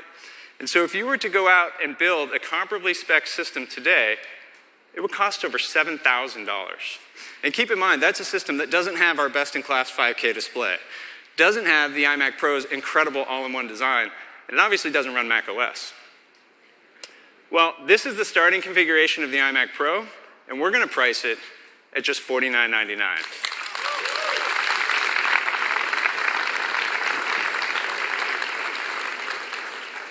And it's going to be available in December. So that's a sneak peek at the iMac Pro. It packs workstation-class performance into our incredible 27-inch iMac design with its gorgeous 5K display. And it is going to be the most powerful Mac we have ever made. So that is all of our Mac news today. Now back to Tim. Thanks, John. All right. So many great things happening with the Mac. And John, I agree, that iMac Pro is really badass. All right. Next up, let's talk about iOS. The world's best and most advanced mobile operating system. Our customers love the latest version, iOS 10, which has an industry-leading 96% customer satisfaction. And it's absolutely incredible that 86% of our customers are running iOS 10 and taking advantages of its capabilities. This blows away the other platforms that suffer from horrible fragmentation. With iOS, developers can always target the latest capabilities and features of our latest operating system and be confident that there's customers there for them. Now today, we're going to take the world's best and most advanced mobile operating system and turn it up to 11.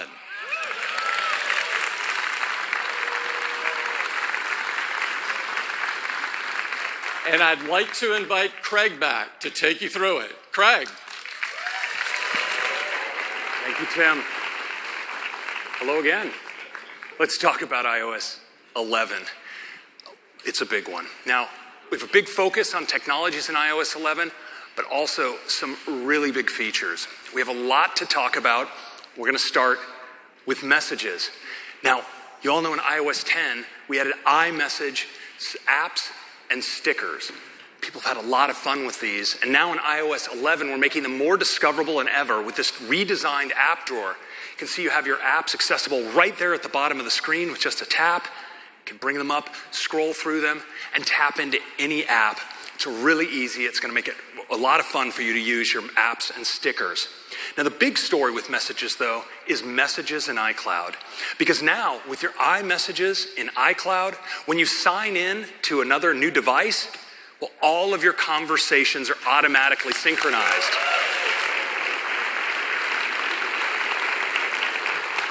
And in fact, they stay in sync. So if you want to delete an embarrassing message that you don't want in your transcript, well, it goes away everywhere, which is kind of nice. So this, of course, allows us to optimize your device storage because with your messages in the cloud, we only need to keep your most recent messages cached on the device. And so that makes for smaller and faster backups.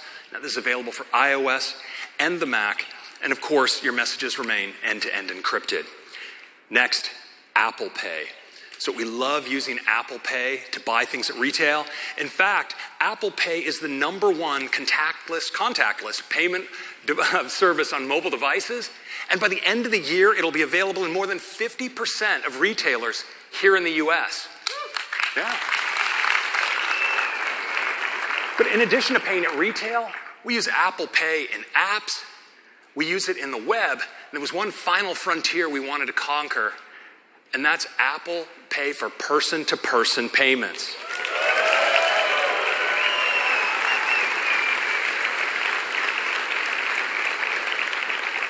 Now, it's super simple because it's integrated right in to Messages as an iMessage app.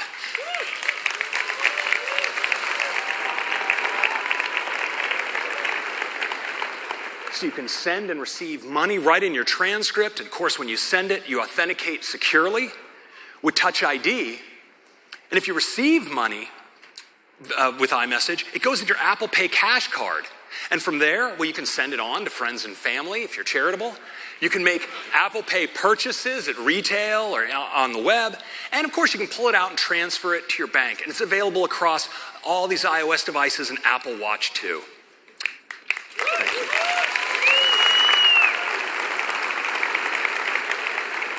So next, let's turn to Siri. Now, Siri is used monthly for more than 375 million devices. It's absolutely huge. And it's available in more languages and more countries than any other assistant, 21 languages in 36 countries. So for iOS 11, we're making a big upgrade to your primary interface in dealing with Siri, and that's Siri's voice. We've used deep learning now to create a really natural and expressive voice for Siri, and I'd like you to hear it. Here's the forecast for the next 10 days. Sunny, sunny, and sunny. 3 different ways to say sunny. Very powerful. Now, Siri also has a male voice, and it sounds fantastic too. I love machine learning, especially since I'm a machine learning. So Siri has a great new visual interface as well, and it's able to provide you with follow-up questions and answers with just a tap, and multiple results. When you make a query, it's really handy. Now, Siri also has a new capability, just translation.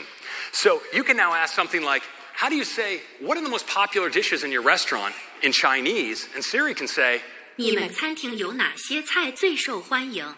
Totally.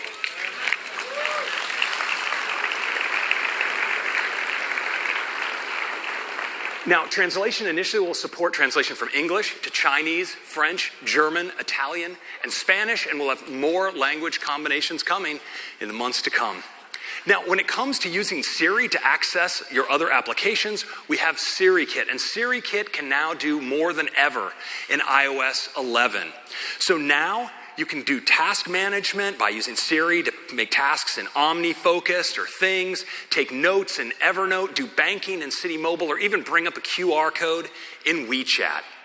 Now, Siri isn't just a voice assistant, because with Siri Intelligence, Siri not only understands your voice, it understands the context, it understands your interests, it understands how you use your device, and this allows it to ultimately understand what you want next. Now, we've all experienced this where Siri can help us predict what apps we might want to use next, give us a time to leave notification based on our calendar and where we are, help us respond to a text message. In iOS 11, Siri uses on-device learning to understand more about topics of interest to us. So it can actually suggest topics we might be interested in learning about in news. It can help us respond with our location for getting to an appointment to someone in messages, and even help us make a calendar appointment based on something we've just booked inside of Safari on the web.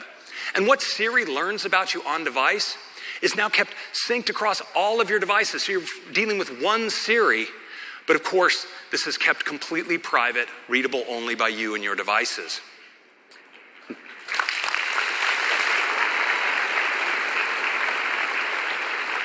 Next, let's talk about the camera. People love the fantastic cameras in the iPhone 7 and 7 Plus. And in fact, our customers now take 1 trillion photos per year. It's absolutely amazing. And they take a lot of video too, and today they do it in H.264. But now, with our latest iPhones and iOS 7, we're using HEVC, which is giving us up to 2 times better compression for camera captured videos, which means less storage space used on your device and less space used in the cloud. And we're applying these same techniques to replace JPEG capture with what we call HEIF, high efficiency image format. It's based on HEVC, and it also provides awesome quality images at half the size on your device.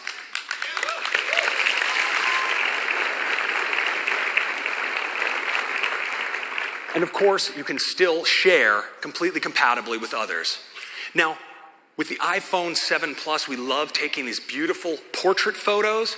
And now, with iOS 11, we can take low light photographs using optical image stabilization, True Tone Flash, HDR, delivers incredible image quality.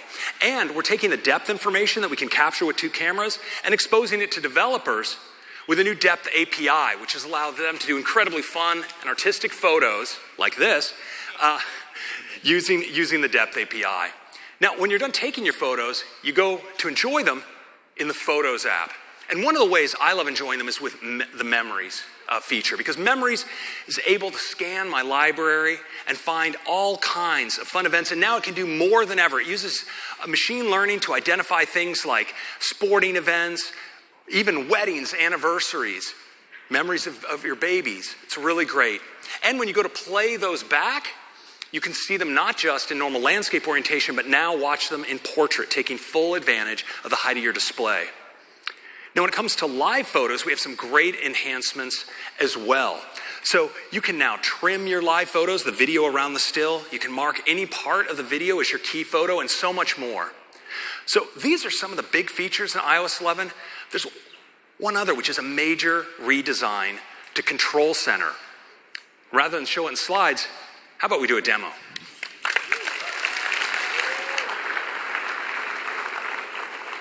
All right, let's take our first live look. No, I don't want to do that. Let's take our first live look at iOS 11. Now, I'm going to just bring up Control Center as always. And what you'll notice is Control Center is now a single page, packs all the features into a single page.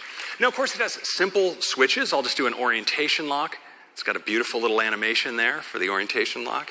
It has sliders available, so you can adjust volume like this, but it provides greater depth because with 3D touch in on a slider like this and get access to more controls.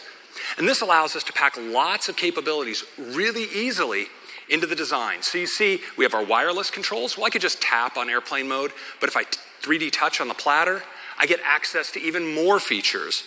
And this is really great with your music because you can operate them here or jump in for even more information.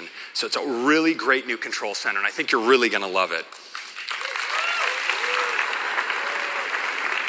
Now, we've also taken this opportunity to redesign lock screen and notification center by making them one.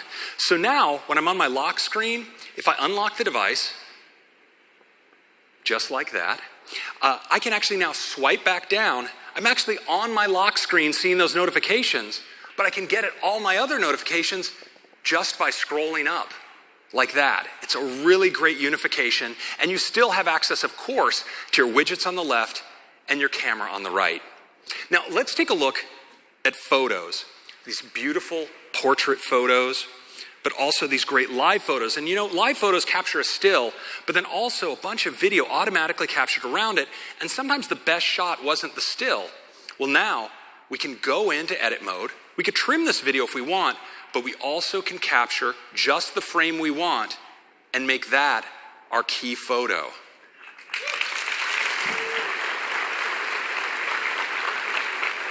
Now, we can do other really fun things with live photos. Now, here's one. Great shot, this girl blowing a bubble, but wouldn't it be great if she could just keep blowing that bubble? Well, now she can. We actually use computer vision to compute a seamless loop around this live photo. It's really fun.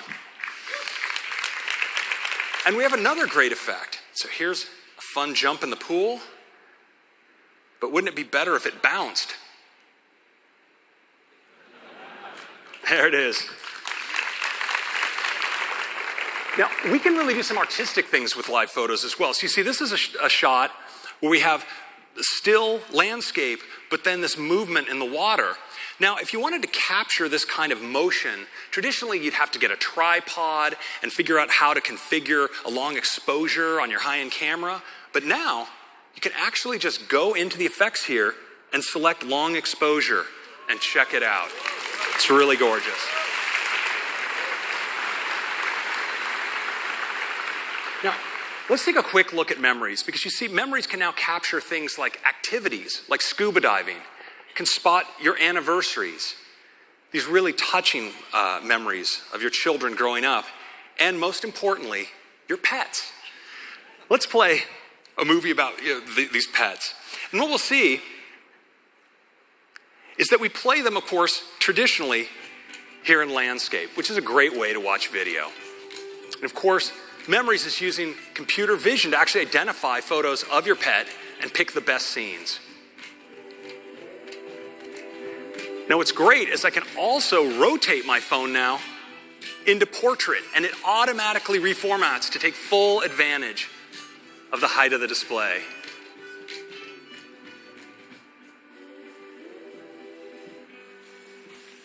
And that's a quick look at Memories. Now, with Memories, we're using machine learning to help learn more about you and what you're interested in by looking at your photo library. But now in iOS 11, Siri does so much more in learning how you're using your device. So for instance, if I'm in Safari here and I'm reading about Iceland, maybe I'm considering taking a trip there, there's Reykjavik as a nice location. Well, now Siri actually on my device spots my interest. So when I go, let's say, into news, Siri automatically surfaces for me a recommendation that I might be interested in news about Iceland. I can just tap in and heart this one like this. And if I tap into a particular article, we can see it mentions certain locations in Iceland. I think this one is called Snæfellsnes. I hope it's okay with anyone who speaks Icelandic. But what's great is now Siri is learning this vocabulary, knows it might be something I'm going to use in my communication in the future. So when I go into messages and start typing a message, and let's say I start typing Reykjavik, well, check it out. It learns that Reykjavik is probably a word I might type. And what about, there it is, Snæfellsnes. Pretty awesome. Now, let's take a look at stickers, because you notice now, right on the bottom of the display, we have access to all my sticker packs. I can tap in on the bottom here to my Star Wars sticker pack, can tap and slide, say select music, and we now have Apple Pay right here as a messages app. But what's so cool is if I receive a message saying that I owe someone money, well, you notice the QuickType keyboard automatically surfaces Apple Pay as an option and picks the amount out as what I might want to pay. I can just tap the pay button, send, and authenticate with my fingerprint, and just like that, I've paid with Apple Pay. And that is a quick demo of iOS 11. But wait, there is more. It starts with Maps. Now in iOS 10, Maps brought beautiful new clarity to navigation. And we're now giving you enhanced information for when you get there to the mall. So we have detailed floor plans now of malls with place cards, directory, and search. And we let you browse by floor. Now we're going to be supporting malls in all of these cities out the gate and hundreds more per month thereafter. And we're also bringing the support to major airports. You can see where security is so you can plan.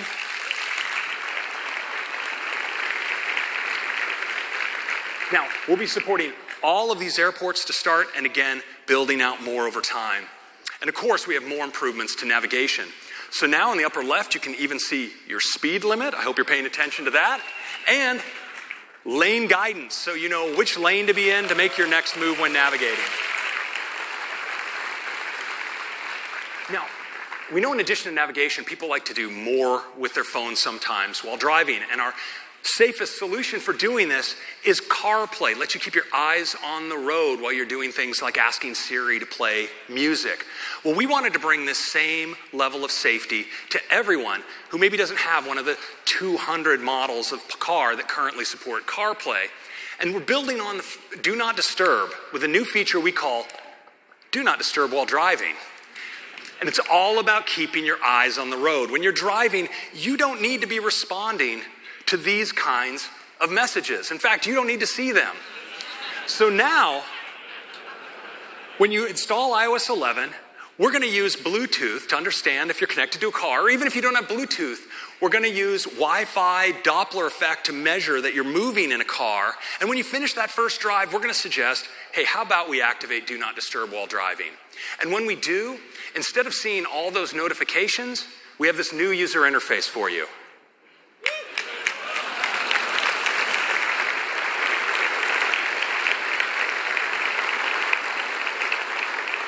Now, if you're tempted and you try to turn on your phone, you're actually going to receive this little reminder that you're not receiving notifications while you're driving. But of course, you might be sitting in the back seat in which case you can tell us, I'm not driving, and you can get through. But what if you are driving and someone sends you a message? Well, they can now get an automatic response saying, I'll see your message when I get where I'm going. And you can also enable select people to break through if it's especially urgent. You can have the peace of mind that you can get contacted, they can reply urgent, and that message will go through. We think this is going to be a real important step in safety in the car.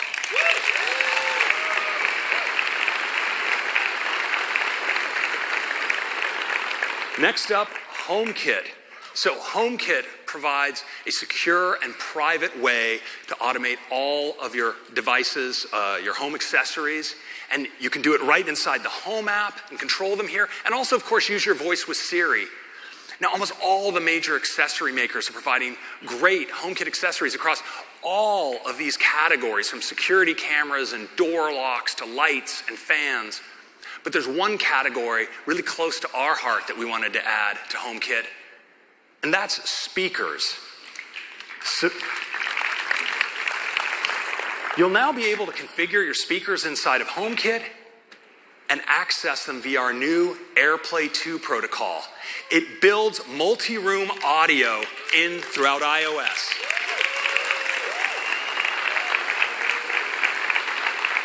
So you can play music to select speakers throughout your home, right from the Music app.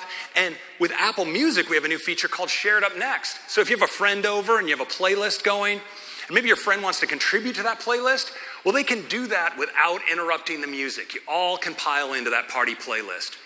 Now, all these speaker makers have announced upcoming support for AirPlay 2, but of course, many of us already own a great AirPlay 2 compatible speaker, and those are the ones connected to our Apple TV, because now your Apple TV can be played to from your iPhone or iOS device and Mac anywhere in the home. And of course, if you turn on your Apple TV, it can control playback home-wide, including using Siri. And we're providing a great developer API, so third-party audio apps in iOS can all get in on the multi-room audio fun. Next is Apple Music. Now, last fall, we introduced an all-new design for Apple Music, which brought greater clarity and simplicity to the Apple Music experience. We now have 27 million customers who are really enjoying the curation as well as the personalization of Apple Music. But of course, a lot of the way we discover music is to ask one of our friends, what have you been listening to lately? So now in Apple Music, you'll be able to find out right inside the application.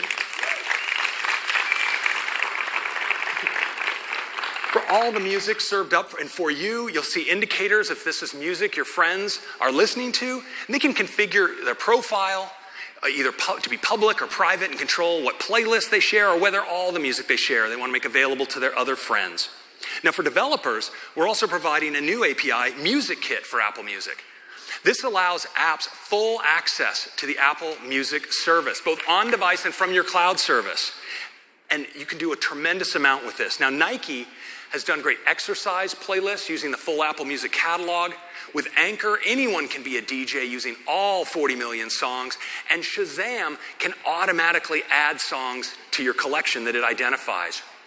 But you know, one of the biggest stories today for iOS 11 is about the App Store. Now, to give you the big news with the App Store, I'd like to hand it off to Phil Schiller. Thank you. Thank you, Craig. Well, good morning, everyone. Let's hear it from the way back of the room. Come on, good morning, everyone. Yes. I am so excited to be able to talk to you this morning about the App Store. The App Store is turning 9 years old, and it is going so well.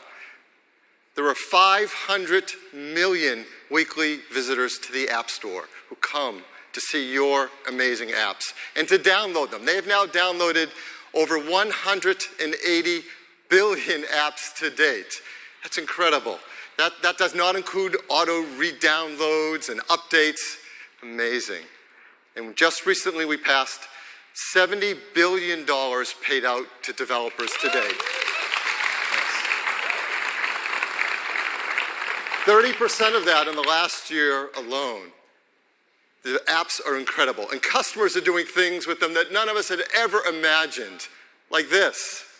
These are people in Hong Kong playing Pokemon Go. Pokemon Go is from Niantic. It was one of the big hits from last year, and there have been a lot of big hits last year from big developers and indie developers alike. And together, the developers and Apple, we've made this the best app platform in the world. So thank you. Yes. Thank you for the incredible apps you make that we and our customers all love. It's not by chance that the App Store has become such a great place. From the beginning, we've had two very important goals: to make the App Store a trusted and safe place for users, and to make it a great opportunity for all developers. We continue to work really hard at that. Over the last year, the team's done a lot of great things to make the App Store an even better store for all of us. There's many things we can talk about, but I think one stands head and shoulders above the rest: faster app review times. Yeah.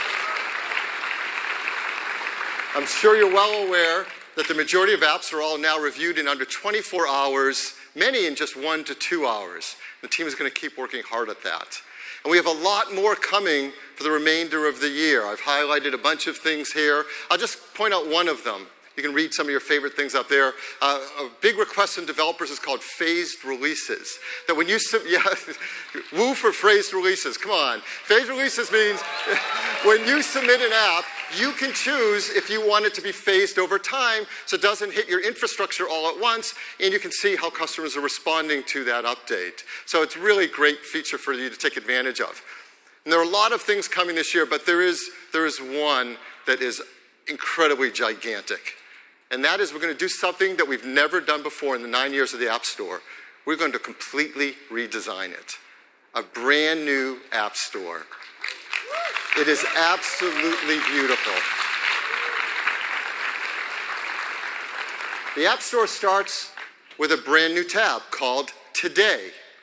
Now, do you remember back the first time you started downloading apps, when you used the App Store, and it was so much fun to go in every single day and discover the new apps that were appearing? I mean, that's an amazing feeling. And we're bringing that back again with this brand new tab called Today, a whole new way to discover apps. It's a place where we can feature the apps we all love and the stories about the developers who created them. It's going to be such a great place for customers to discover your apps every single day.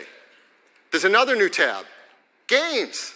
Games, the biggest area of the App Store, has its own dedicated space now. So for all of us who love gaming and finding the best featured games of the day and seeing charts about gaming, this is now a place to go to experience all that's happening with games. And not only can we feature games, but for the first time in the App Store, we can feature in-app purchases as well. A big part of your business is now there in the App Store, so the next time you have a brand new level, you have a brand new character, customers can see them right in the App Store and click on them and start the process to get them right away. And since games have their own tab, now apps have their own tab. This is everything that we love about apps besides games, with dedicated features and charts all there for customers to enjoy. And every app and every game, of course, has its own product page in the store. These are more beautiful than ever, more engaging with incredible videos. You're going to love all the features on your product pages. And there's sessions here at WWDC to learn how to take advantage of all those great new app page features. These are just some of the new things in the all-new App Store. The new Today tab, new Games tab, new Apps tab, and would love to show it to you live for the very first time. So please welcome Ann Tai, Product Marketing Manager for the App Store, to the stage. Ann? Thanks, Phil. I'm so excited to show you the new App Store. So let's get to it. I'm going to open the store, and I land right here on the Today tab, the new front of the App Store that updates every day. The first thing I see is our top story. The world premiere of Monument Valley 2 is finally here. Let's check it out by tapping on the card. This opens a story view where we can learn more about the game and what makes it so great. Looks like this is going to be even more beautiful than the first. I can watch videos that show me what the gameplay is like. And here's a cool quote from Dan Gray at Us2 Games about what inspired them. I can share the story with a friend And what's incredible is that we can actually all download this today, only on the App Store.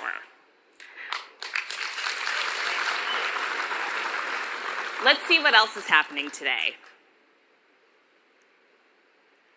What have we got here? Oh, here's a how-to guide about Visco. I use this app all the time. Let's check it out. This is packed full of useful tips. So even if you have an app already, you still might learn something new. Like, I didn't know you could use it to make animated GIFs or GIFs. Anyway, you can make them. I just scroll back up and pull down on the card, and I'm back in the feed. Every day there's a new app of the day, and a new game of the day, and the daily list. These are great because they're focused on a theme or a goal, like meditation. I've actually been trying some of these out to get ready for this, and it's totally working. If I'm busy and miss a day, I can scroll down and see stories from earlier in the week. So that's the Today tab. If I only want to see games, now I can go to the New Games tab. This is huge. Let's check it out. Up at the top, I can see the biggest new releases or just what the game editors are playing this week. If I scroll down, I can watch a whole bunch of game videos. And it's not just previews, but also tips and gameplay videos by editors too. If I scroll down, I can see charts that only feature games, so it's really easy to see what the most popular games are separate from apps. And now I can browse by game categories too. This page is just packed full of recommendations. This artsy game looks fun. Let's check it out. I'm going to tap on the icon, and it opens up a redesigned app page. It's more beautiful and more useful. I can watch more videos that show me how fun this is, and this badge at the top tells me it was named Editor's Choice. If I scroll down, I can see ratings and reviews front and center, so I can see what other customers think before making a choice. Like this review. It tells me this game is great for killing time. Thanks, Furious Potato Face. For all the incredible apps on the store, there's a new tab too, the Apps tab. Let's go there. It shares the same great design as the Games tab, but with a focus just on apps. So that was just the first day on the new App Store. Now you can see why we're so excited to have a beautiful new place to share apps and games we love with you. Back to you, Phil.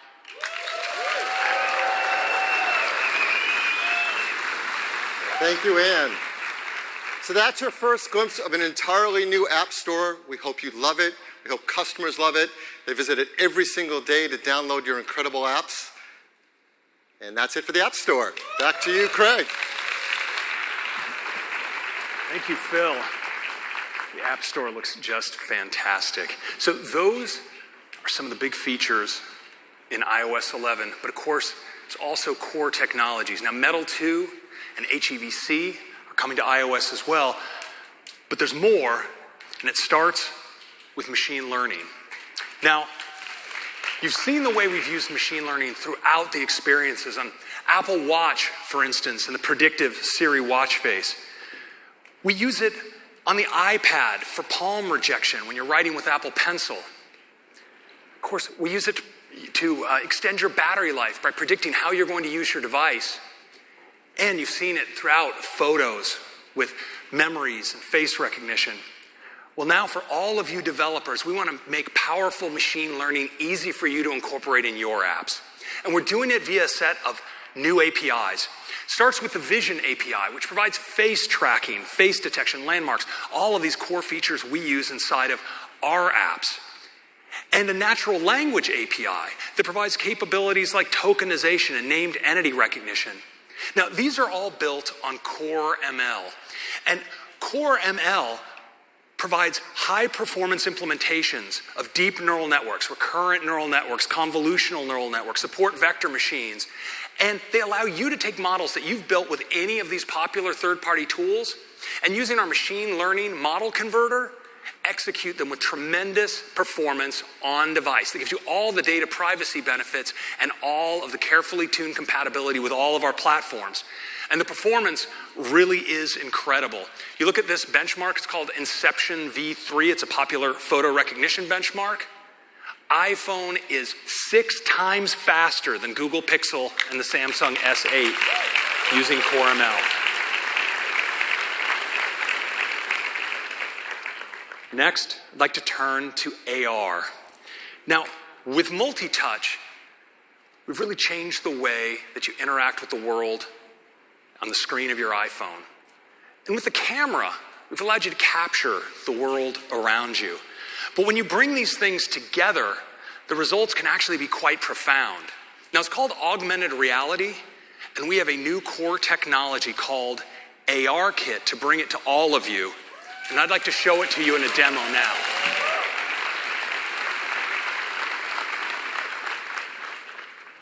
So, we've all seen a lot of carefully edited vision videos on this topic recently, but in this case, I'd like to show you something for real. So what we see here is an iPhone that's using its camera, but using computer vision, it's actually able to identify surfaces, such as this table, and I can actually just add an object. This is a developer application, a test application that you'll all be getting code for that allows you to do these things. Now, this is just a virtual object on this table. Now, got some steam in there coming off the cup. Now, I can add other objects to the scene, and these things can actually interact. Let's add a lamp. And I want you to watch when I turn the lamp on the dynamic shadows here. I'm going to move the cup and watch how the shadow moves in relationship to the light here. It's really pretty incredible. Now, I can add additional objects. Let's add a vase to this scene. I mean, isn't that just incredible? You guys are actually in the shot here with these objects all in augmented reality. So it gives you a little bit of an idea of the technology involved. It's really pretty incredible. Now, how do we do it? Well, AR Kit provides fast and stable motion tracking, and it uses all of the sensors and the camera on your device to do this. It actually finds planes like floors and tables. It's able to estimate ambient light, which helps us with the rendering and also helps with scale. You notice that cup hit the table looking the size of a cup, not the size of an elephant. And we provide integration into all kinds of third-party frameworks to help you with your rendering. Now, the implementation is possible because we're able to take advantage of the awesome hardware in iOS devices, the cameras, the high-performance CPU and GPU, and the motion sensors. And when you bring the software together with these devices, we actually have hundreds of millions of iPhones and iPads that are going to be capable of AR. And in fact, that's going to make overnight AR Kit the largest AR platform in the world.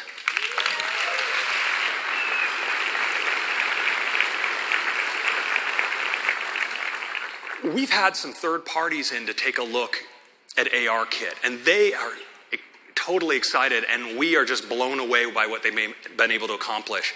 IKEA, of course, is placing furniture everywhere, and it's really super awesome.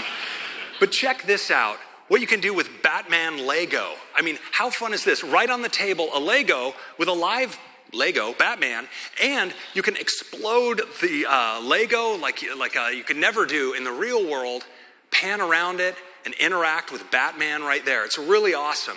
And then Pokemon Go. Well, we've all seen it before, but check it out with AR Kit. The Pokemon is so real. He's right there on the ground. As the ball bounces, it actually bounces right there in the real environment. It's AR like you've never seen it before. Now,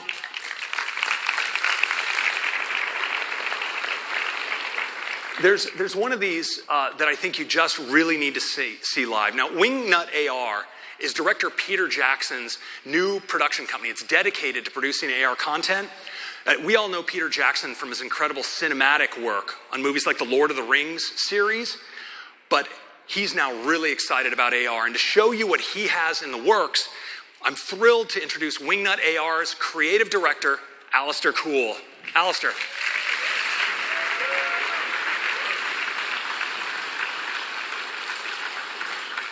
Thanks, Greg. We're really excited to share an exclusive sneak peek at something we've been working on. With the AR kit, you don't need any special equipment or tracking markers, it just works. Dan's here with me from Wing to AR, so let's take a look.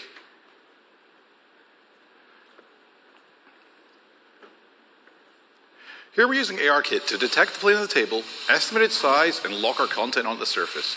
And since this is augmented reality, you folks are all in the shot too.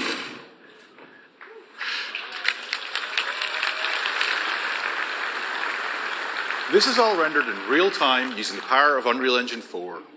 We're at a remote outpost on a desolate world where supplies are scarce. Airships come here to refuel, get repairs, and to trade. These are our townsfolk. They're expecting some visitors soon, so they're all starting to get ready for their arrival. Except for this guy down here, apparently. Who hired him?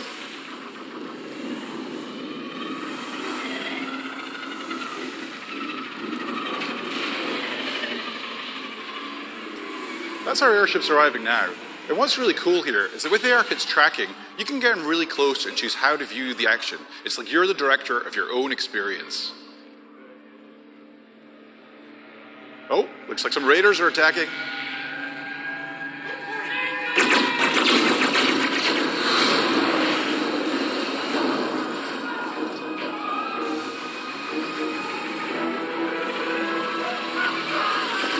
Whoa, I guess that takes care of that guy.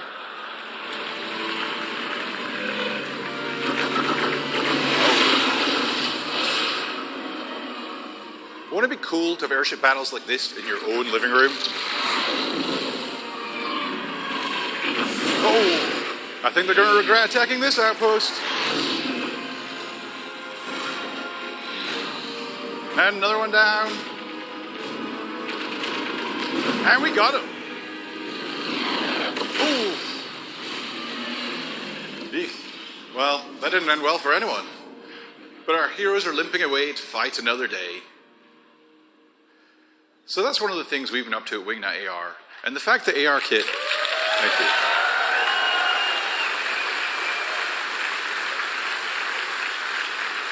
Thank you. The fact that ARKit enables hundreds of millions of people to enjoy experiences like this opens up so many possibilities. I think it's a real game changer. Look out for an AR experience from us in the App Store later this year. Thank you. So what do you think?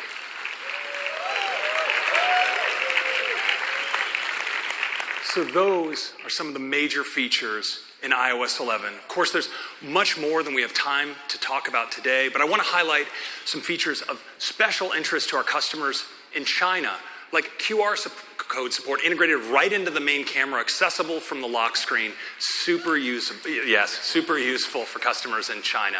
So that's our update for iOS 11. I'm going to turn it back to Tim. Thank you. That's right. iOS 11 is absolutely jam-packed with great features, and I can't wait for you to get your hands on the new App Store and ARKit. Number 5, an important part of the iOS story is, of course, iPad. iPad has completely changed the way we work, play, teach, learn, and create. It's truly a magical piece of glass that transforms into anything you want. We've been pushing the boundaries on iPad, and today we're going to push them further than ever before. And to tell you all about it, I'd like to invite up Jaws. Jaws?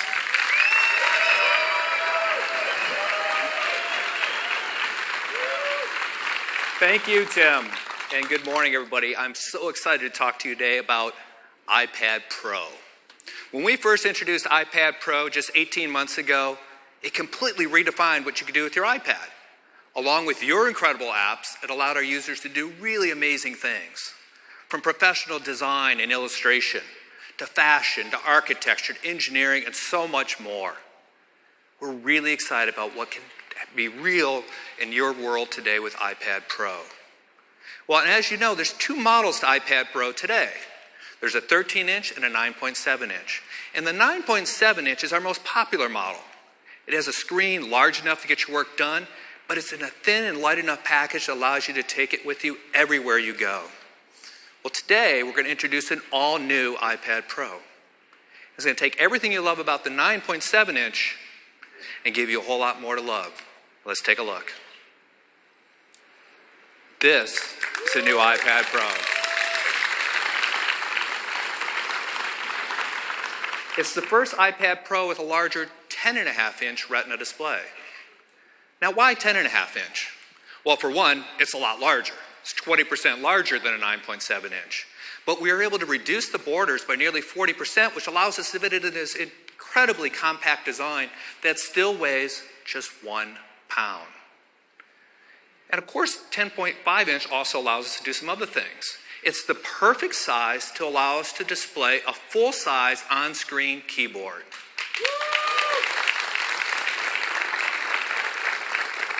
It's also the perfect size to allow us to have a full-size smart keyboard as well.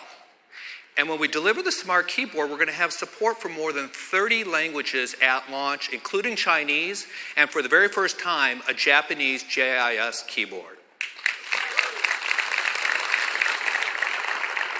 Now, iPad Pro has always had the best displays in the industry, and both sizes are going to get really incredible new displays today. They're the best displays that we've ever made. They're packed with incredible features like True Tone for automatic white balance, P3 wide color gamut for the best color, ultra low reflectivity, the best in the industry, and they're 50% brighter with 600 nits. And this extra brightness and the P3 wide color gamut means that with iOS 11, you'll be able to display HDR video for the first time on an iPad for a really immersive cinematic experience. They're truly awesome displays. But our biggest breakthrough is a feature we call ProMotion. So what is ProMotion? Well, we were able to take our unique hardware and software capabilities and dramatically improve our display performance. Now, typically, up until today, mobile displays have refreshed at 60 hertz, means they update their content 60 times every second. Well, on the new iPad Pro, we've doubled that maximum refresh rate to an incredible 120 hertz.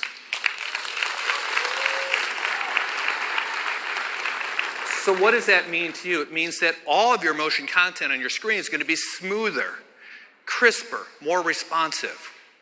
Now, this is something you have to really touch and feel yourself to appreciate because our projection systems just aren't capable of doing those type of refresh rates. But I'll tell you the difference is dramatic. And when you scroll, it's buttery smooth. Now, the higher refresh rate also means that it works even better with the Apple Pencil. We already have the industry-leading performance for drawing and writing with the Apple Pencil, but with ProMotion, it gets even better. It's more responsive, and it reduces our latency to an industry-best 20 milliseconds. So drawing is incredibly fluid and even more natural. You're going to love using the Apple Pencil with the new iPad Pro. Another breakthrough with ProMotion is that these become the first mobile displays to be able to dynamically adjust their refresh rate, depending on what you're looking at. And this is a really big breakthrough for both display quality as well as for power savings. So when you have fast-moving content, they can update quickly. But they can also update slower when you don't need that type of refresh rate. For example, a still image. This allows us to save a lot of energy and give you better battery life. So hopefully you see why these are not just the best displays that we've ever made, but we think they're the most advanced displays on the planet. Next, let's talk about performance. iPad is already best in class for performance, but we're not resting on our laurels. These are the fastest we've ever created. Inside them, they're powered by the A10X Fusion chip. The A10X has a 6-core CPU, 3 high-performance cores, 3 high-efficiency cores, all automatically managed by the Apple Performance Controller. It also has a 12-core GPU. This is a powerhouse. And it delivers 30% faster CPU performance over our already industry-leading A9X and 40% faster graphics performance.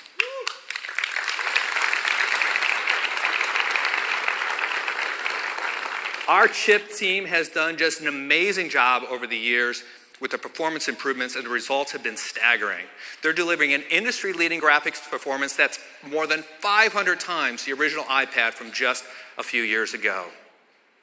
But of course, numbers only tell part of the story. To demonstrate the real-world performance of the A10X and the new iPad Pro, I'd like to invite Ash Hewson of Seraph to give you a demo of their new Pro photo editing app called Affinity Photo. Ash? Thanks, Jules. So I'm thrilled today to be able to show you the iPad version of Affinity Photo. This is a truly high-end professional photo editing tool, and on this latest iPad Pro, we can achieve levels of performance which are simply unattainable on any other device. And I'm going to try and show you that today by creating a movie poster. I've already set up a few layers. I've kind of got this great background, some stormy sky, I've got a turbulent sea, and this ship. Now, the first thing you'll notice when you're using this is that as you're kind of moving layers around, rotating them, or even just sort of panning and zooming around your work, I'm seeing all of this now at 120 frames a second, so it just feels incredibly smooth. But when you come to edit layers, because of metal, we can achieve performance more than 4 times an i7 quad-core desktop PC. And I'll show you what that means. On this C, I'm going to apply a 12 filter, and look, just with my finger, I can kind of push this C around. I can even just like flick a wave right over the side of the ship. It's a totally new way to kind of interact with your designs. And actually everything's this fast. So let's say I wanted to set this ship on fire, for example. I've got this fireball here. I can move this over the back of the ship. But to make that look more realistic, I need to apply blend mode. Now, normally blend modes are something that takes a lot of trial and error.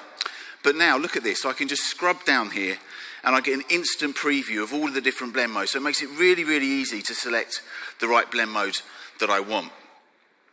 Now, of course, everything I've done so far, I've done using touch. But with iPad Pro, we have the best stylus that's ever been made. And we can do some great stuff with Apple Pencil too. A really good example of that is our lighting filter. So here I choose lighting. I'll make that a bit bigger. And look, I can actually control now the angle and the tilt of that light using Apple Pencil. There's no latency whatsoever. So it's a really immersive way to work. Now, I said at the start I was creating a movie poster, and in fact, what I'm actually doing is creating a pirate movie poster. So now I need a pirate. And I've got Captain Jack Sparrow here. But at the moment, of course, he's on the wrong background. So what I need to do is cut him out. And I'm going to use some selection tools to do that. So to start with, I'm just going to do, and you can see how quick it is to do a really quick selection with pencil to sort of snap around the edges. But of course, with selections, what often happens is you need to do a much more accurate selection around hair. And to do that, we're going to do a selection refinement. This is something that takes a huge amount of CPU power, but on this latest iPad, it's twice as fast as ever before. And you can see pretty much instantly, I get a selection down to individual strands of hair.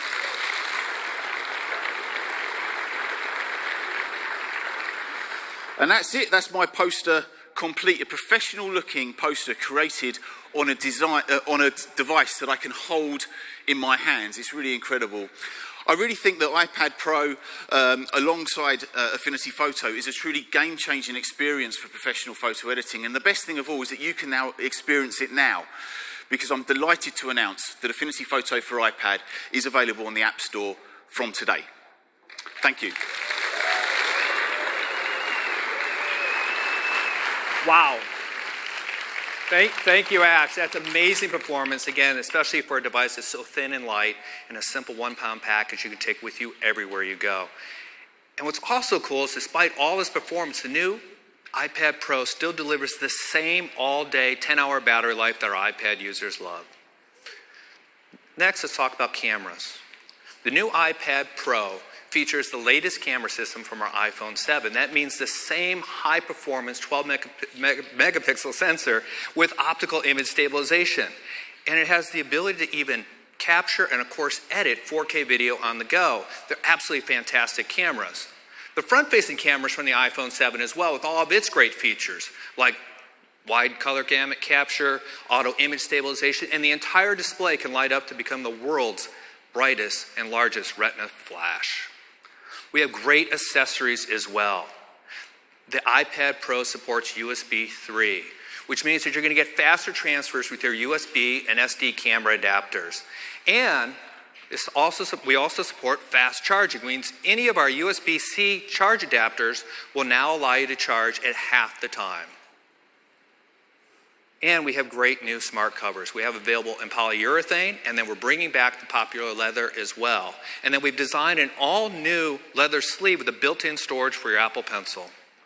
So that's the new iPad Pro family, a lineup with the world's most advanced displays, including a brand new 10.5-inch size and incredibly compact design, powerful new A10X Fusion chip, incredible new cameras, and of course, as you would expect, we make all these in incredibly environmentally friendly ways. We're also going to double the amount of memory that comes at the beginning of these configurations. Both sizes will now start with 64 gigabytes of memory.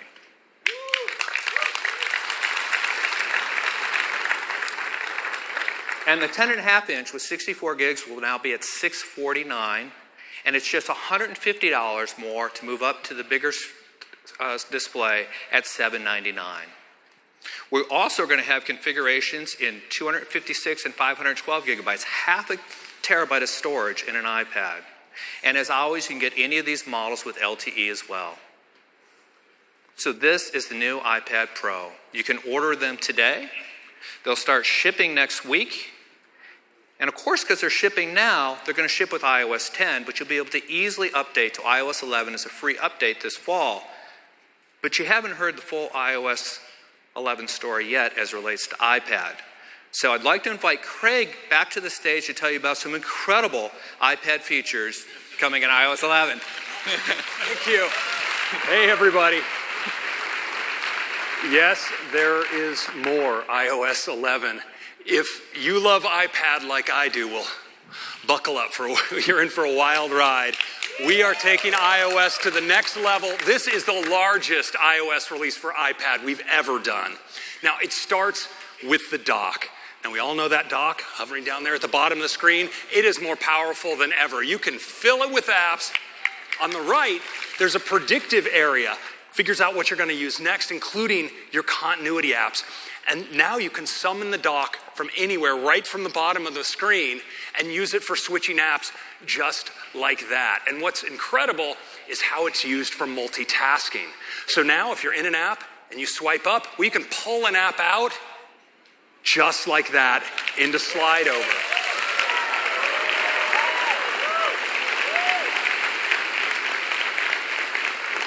Now, of course, you can snap your apps into split view, but what's really cool is the new app switcher because it preserves all of your spaces with your app pairings. It's really great. Now, the iPad, of course, is the ultimate multi-handed, multi-touch device, and so we're so excited to bring drag and drop to iPad.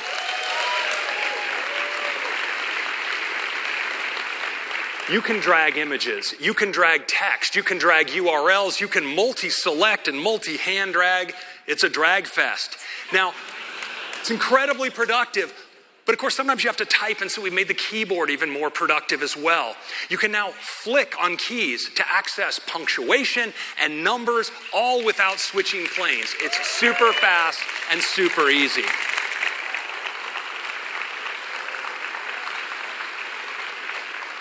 Now, we have a new app to introduce to you today, and it's called Files.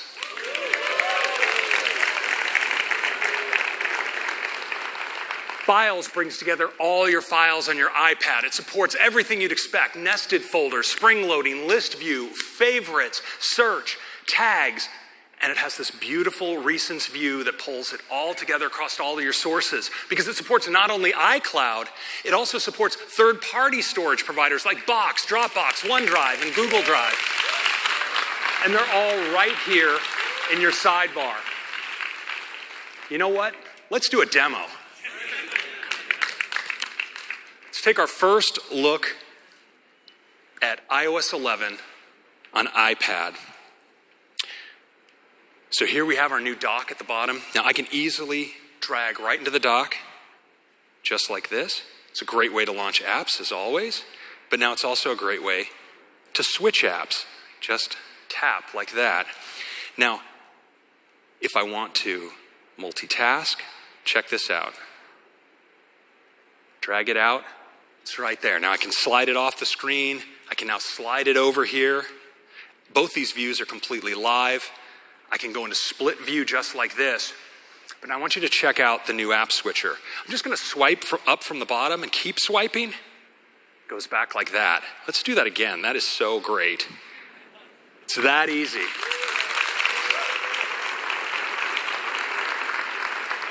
Now you notice my spaces are preserved. So over here on the left, I have Mail and Safari. In split view, I can just tap those open like this. Let's try some drag and drop. So I'm going to drag a URL from the top of Safari here right into this mail message. Drag it and drop it. Now I can drag it. Yep. Let's drag an image. Yep, just like that. Now, I want to focus just on mail because I'm going to show you dragging across spaces. So let's go into photos. I have some great photos here of some potential drone protection options for the new campus. So I'm going to start a drag, but watch this. With my other hand, I'm going to tap. I can add to this selection just like that. And I can even swipe up with my other hand into multitasking.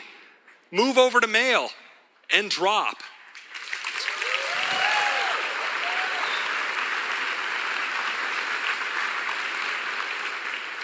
Now I want to show you files. I can bring up files, of course, right from the dock in split view, just like this.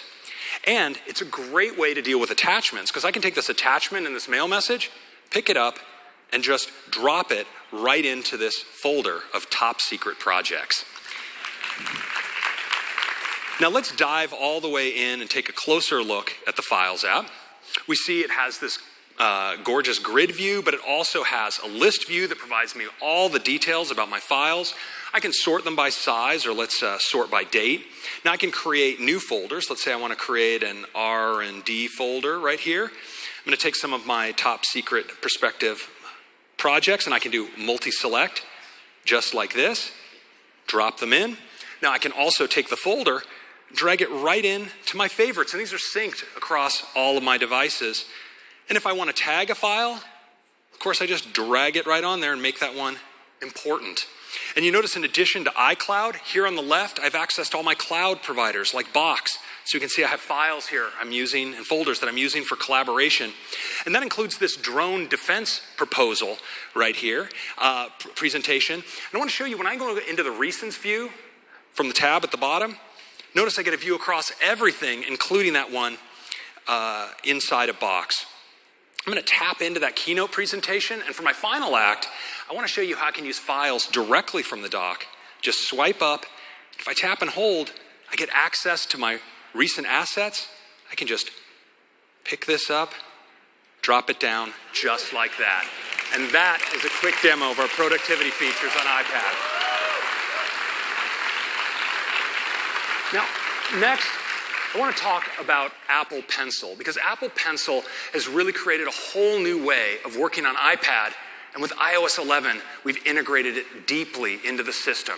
Now it starts with markup, because you can mark up anything you can quick look. You can take Safari content. We create it into a continuous scrolling view that you can mark up. And you can actually do this with any app that supports printing, because we have a create PDF option that'll create a markup PDF. It's a really great way to mark up anything and share it. And we know a lot of people do like to share with screenshots. And so now when you take a screenshot, we'll create a thumbnail down on the bottom of the screen. If you tap it, you go instantly into markup. You can mark it up right there and share it. Now, it's really cool. Now, we've also integrated Pencil deeply into notes. So if you're working on a note and later you're at the lock screen, you want to get back, just a tap of the pencil to the lock screen and you're right back into your note. And we've made your note handwritten text searchable. So we can now search handwriting. We use deep learning to recognize what you write. And if you're doing primarily typed notes, you can now also do inline drawings right there. It's very handy. Now, of course, sometimes we still have to deal with paper, so Notes now has a built-in document scanner. It can correct perspective and contrast.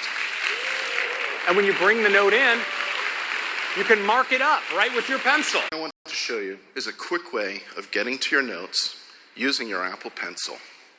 You just tap on the lock screen like this, and it slides up to reveal your notes beneath it.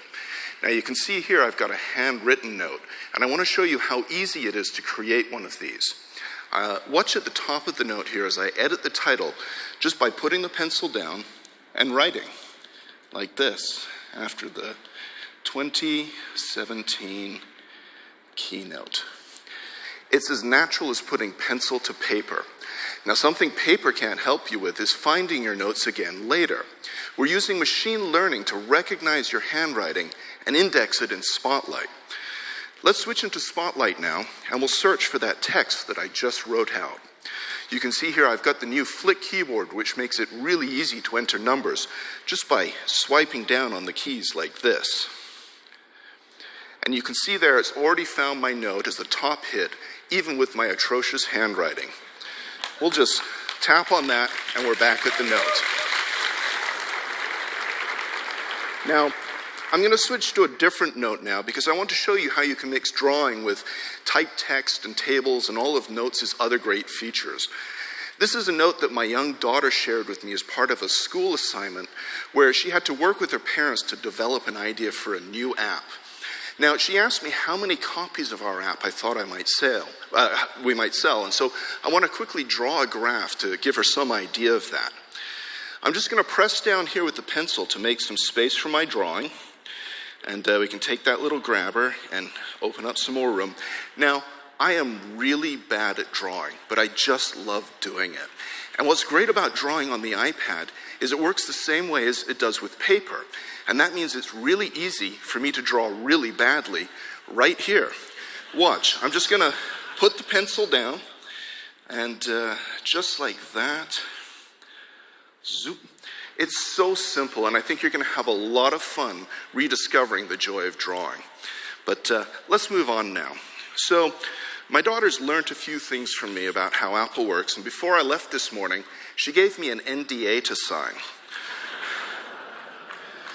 I'm going to use the new document scanner in Notes and my pencil to take care of that in a snap. We'll just tap the plus button here to bring up the document scanner, and all I need to do is point the camera at the piece of paper.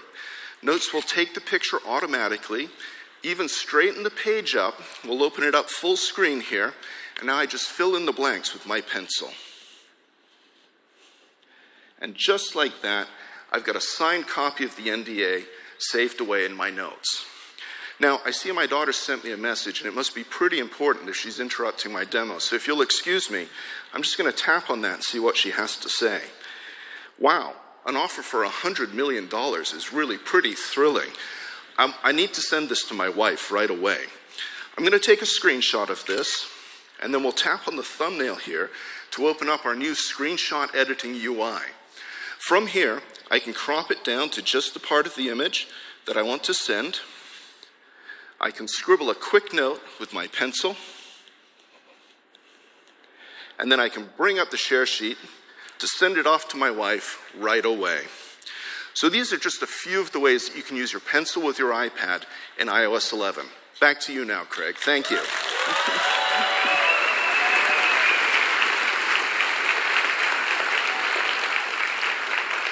It is so great when your grade school child gets $100 million of funding. They do grow up so fast these days. Well, so these are some of the great new features for the iPad. And of course, they're joined by all of these other features you heard from earlier today. We're really excited about what we're doing with iPad this year, and really excited about iOS 11.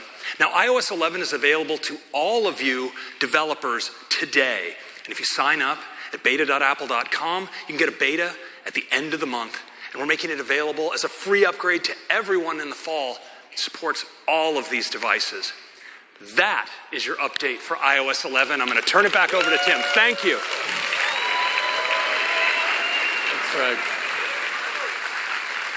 Thank you. iOS 11 really takes iPad to a whole new level. People are going to be able to do more in more places than ever before. We are so excited about the marriage of iOS 11 and the new iPad Pro that we made a video, and I'd love to run it for you.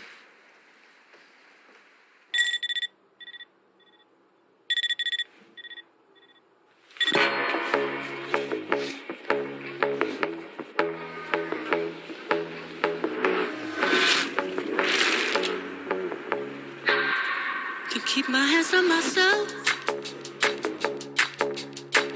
Think I'll dust them off, put them back up on the shelf. Kiss my little baby girl is in need. Am I coming out left? Ooh, I'm a rebel just for kicks now.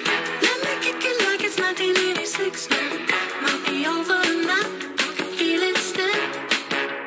We could fight a war for peace. Give in to that easy living, goodbye to my hopes and dreams.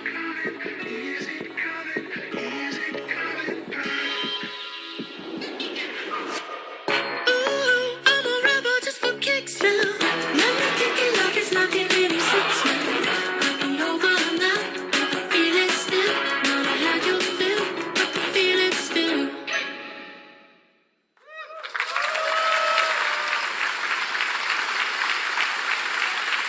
I hope you're as excited about the new iPad Pro and iOS 11 as we are. Now, we've got one last thing to talk to you about. Let's turn our attention to music. Music has always been a part of Apple's DNA. We first revolutionized the music industry with iTunes. Then we forever changed the way people listen to music on the go with the iPod. And today, iPhone has become the best portable music player in the world, and it's even better when it's paired with Apple Music. You now have 40 million songs in your pocket. And when you add AirPods, it brings an absolutely magical experience to wireless audio. Now, so we have such a great portable music experience, but what about our homes? We think we can do a lot to make this experience much better. Just like we did with portable music, we want to reinvent home music. And I'd like to invite Phil up to tell you all about it. Phil. Thank you. Woo. This is really exciting. The chance to reinvent the way we enjoy music in the home. Can't think of anything that matters more to so many of us. Why hasn't this happened yet? There certainly are a lot of companies hard at work making products to enjoy music in our home. But none of them have quite nailed it yet. Some have worked hard to make wireless music sound good around our homes. But these aren't smart speakers. Others have worked to make smart speakers that you can talk to. But they don't sound so great when you listen to music. We want to combine all this in a product that can really deliver a breakthrough experience. And our team has been hard at work for many years now on a breakthrough home speaker. And it has to do a few things really great if it's going to be a great breakthrough speaker. First, it needs to rock the house. Right? We need to enjoy our music, whatever genre you love, really low or really loud, free from distortion. Second, it needs to be spatially aware. It's going to fit in different rooms in our house, and it needs to be smart enough to know what to do to make the music sound great. Third, it has to be really fun to use. It has to have a built-in musicologist, an expert on music, who can help us to hear the music we love or discover music we're going to love. Now, we're working on this speaker for later this year, but we want to give you, 6,000 of our closest friends, a sneak peek at it this morning. And here it is.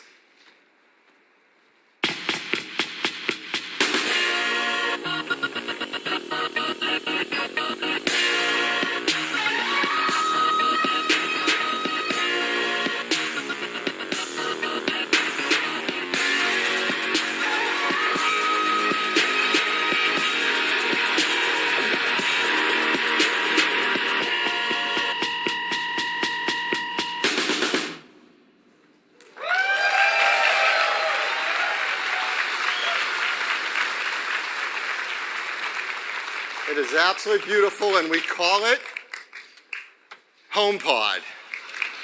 Yes.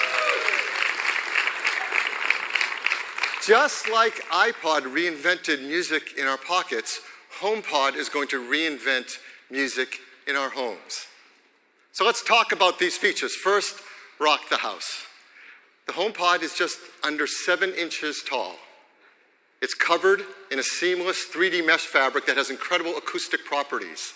And it hides within it amazing audio technology. For example, along the bottom is a 7-array beamform tweeter pack that's packed with 7 tweeters, each with their own individual driver. They have precision acoustic horns that drive the audio from within and then out along the bottom with tremendous directional control. And that'll become really clear in a bit as we talk about how it works. It has a really big woofer, a 4-inch woofer, upward facing with a large motor to move a lot of air. It has automatic bass equalization and dynamic software modeling so that as we turn the volume up, it's free from distortion. And all of this is controlled by an Apple A8 chip. Yes, the same chip that powers the inside of our iPhone is inside HomePod. It's perhaps the biggest brain ever in a speaker, and it does some incredible things.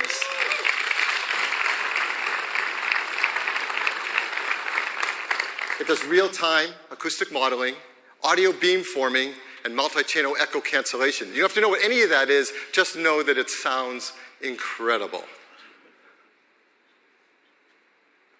Next, talk about this spatial awareness. Well, what does that mean? Well, you plug in your HomePod to AC, and it gets its music wirelessly. And it's compact enough that you can put it most anywhere in your house. You can put it on a table, on a shelf, against the wall, in a corner, and it intelligently and automatically detects the space it's within. And it uses that information to adjust the audio, to balance it, and take full advantage of the environment and create a very spacious sound. Now, we want to give you a sense of what that experience is like. So we want to play some music in this room and show you a visual simulation to give you an understanding of some of the technologies it's using and how it's adapting them to make an incredible sound out of this compact speaker. So we're going to start by playing an audio track, and it'll be a full mix, and then we're going to break it down into some of the components that the HomePod controls.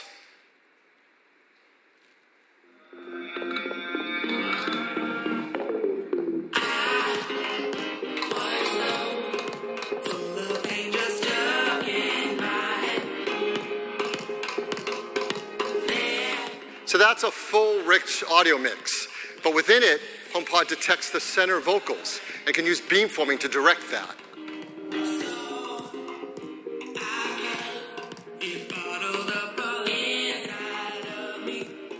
It gives incredible clarity and precision. And then it can detect something called direct energy with the instrumentation and direct that in the room as well.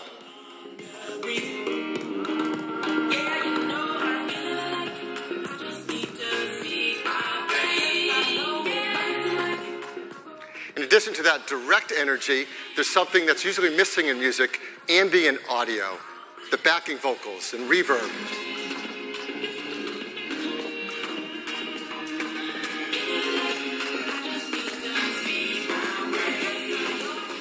HomePod can direct all of this and pull it together to a full, rich mix that fills up your room.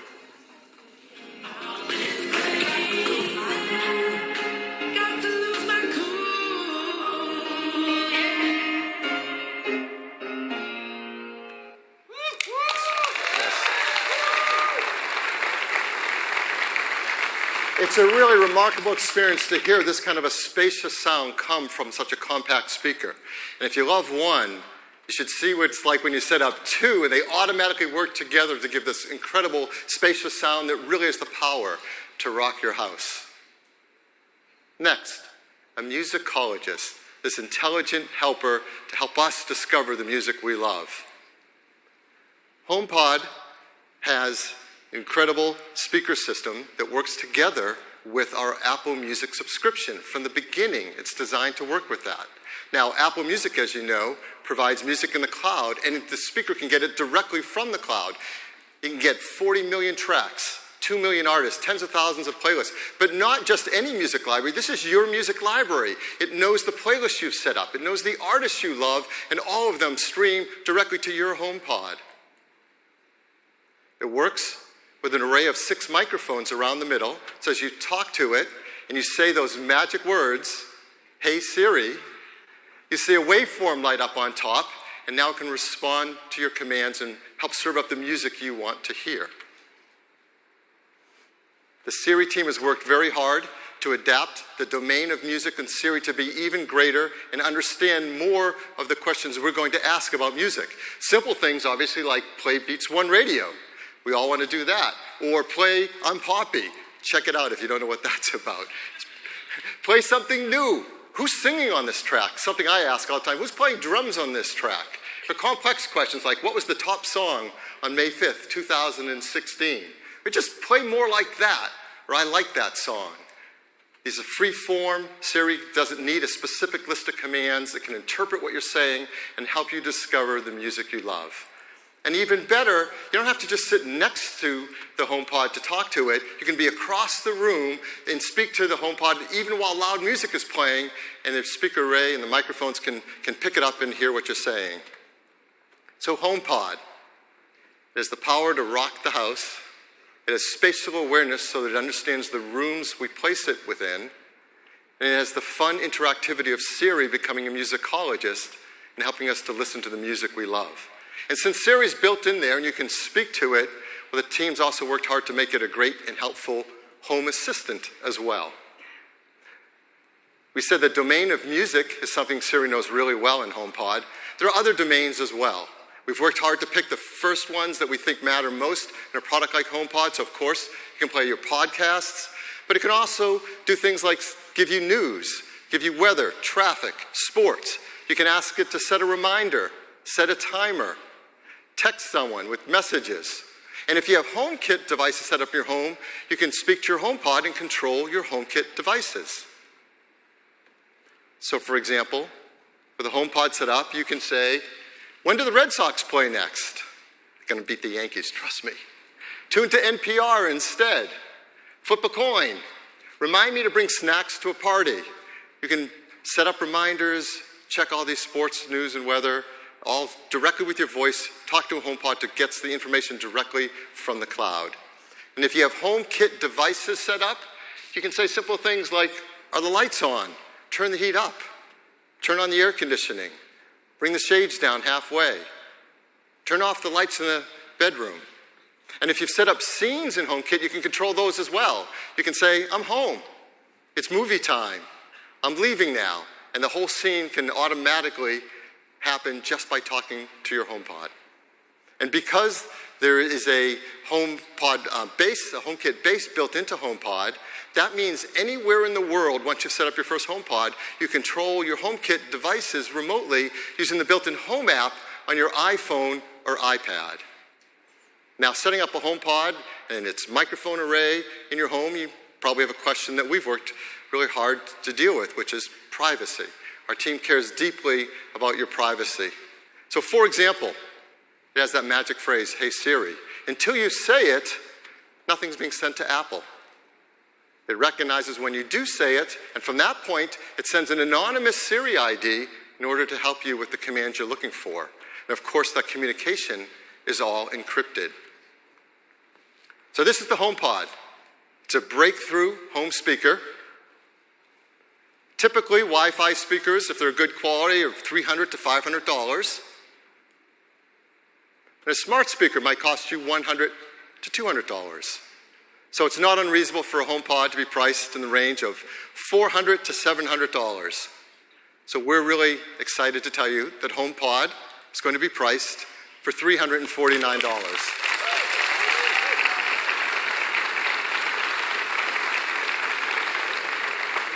Comes in white and space gray. It'll start shipping this December, first in the US, the UK, and Australia, and then next year we'll start bringing it around the world. So that's HomePod. Back to you, Tim. Thank you. It is so cool. We really believe it's going to take your home music experience to the next level. Now, it's been an incredible morning. We've shared with you lots of things this morning, and all of them are shipping this year. Some now, some in the fall, and others at the end of the year.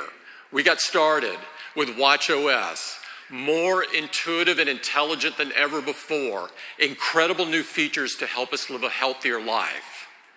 macOS High Sierra, great refinements and technologies that will push the macOS experience forward. Updates to MacBook, MacBook Pro, and iMac, faster and more capable than ever before. And iOS 11, a major update of the world's best and most advanced mobile operating system, absolutely jam-packed with new features, including a completely new App Store, peer-to-peer payments in Apple Pay, and with ARKit, iOS 11 becomes the world's largest augmented reality platform overnight. iPad is taken to a whole new level with incredible iPad features in iOS 11. It's the biggest release for iPad ever. And of course, a new lineup of iPad Pro with an all-new, perfect 10.5-inch size with advanced displays, powerful new features that enable people to do more with their iPads than ever before. And we gave you 2 sneak peeks. iMac Pro, an entirely new workstation class of products that we designed specifically for our Pro users. And the HomePod, a breakthrough home speaker with amazing sound, incredible intelligence. It will reinvent home audio. Now, we have a hands-on area for the press set up to attend immediately after the keynote. And for all developers, we welcome you to come by from 4 to 7 p.m. this evening. We've got over 100 sessions planned for you this week and over 1,000 Apple engineers here to spend time with you, so take advantage of the time. Tomorrow we've got a special fireside chat planned in the morning in this room. And someone will be joining us that's devoted her entire career to highlighting and encouraging young people, women, and doers. I'm very excited to tell you that Michelle Obama will join us.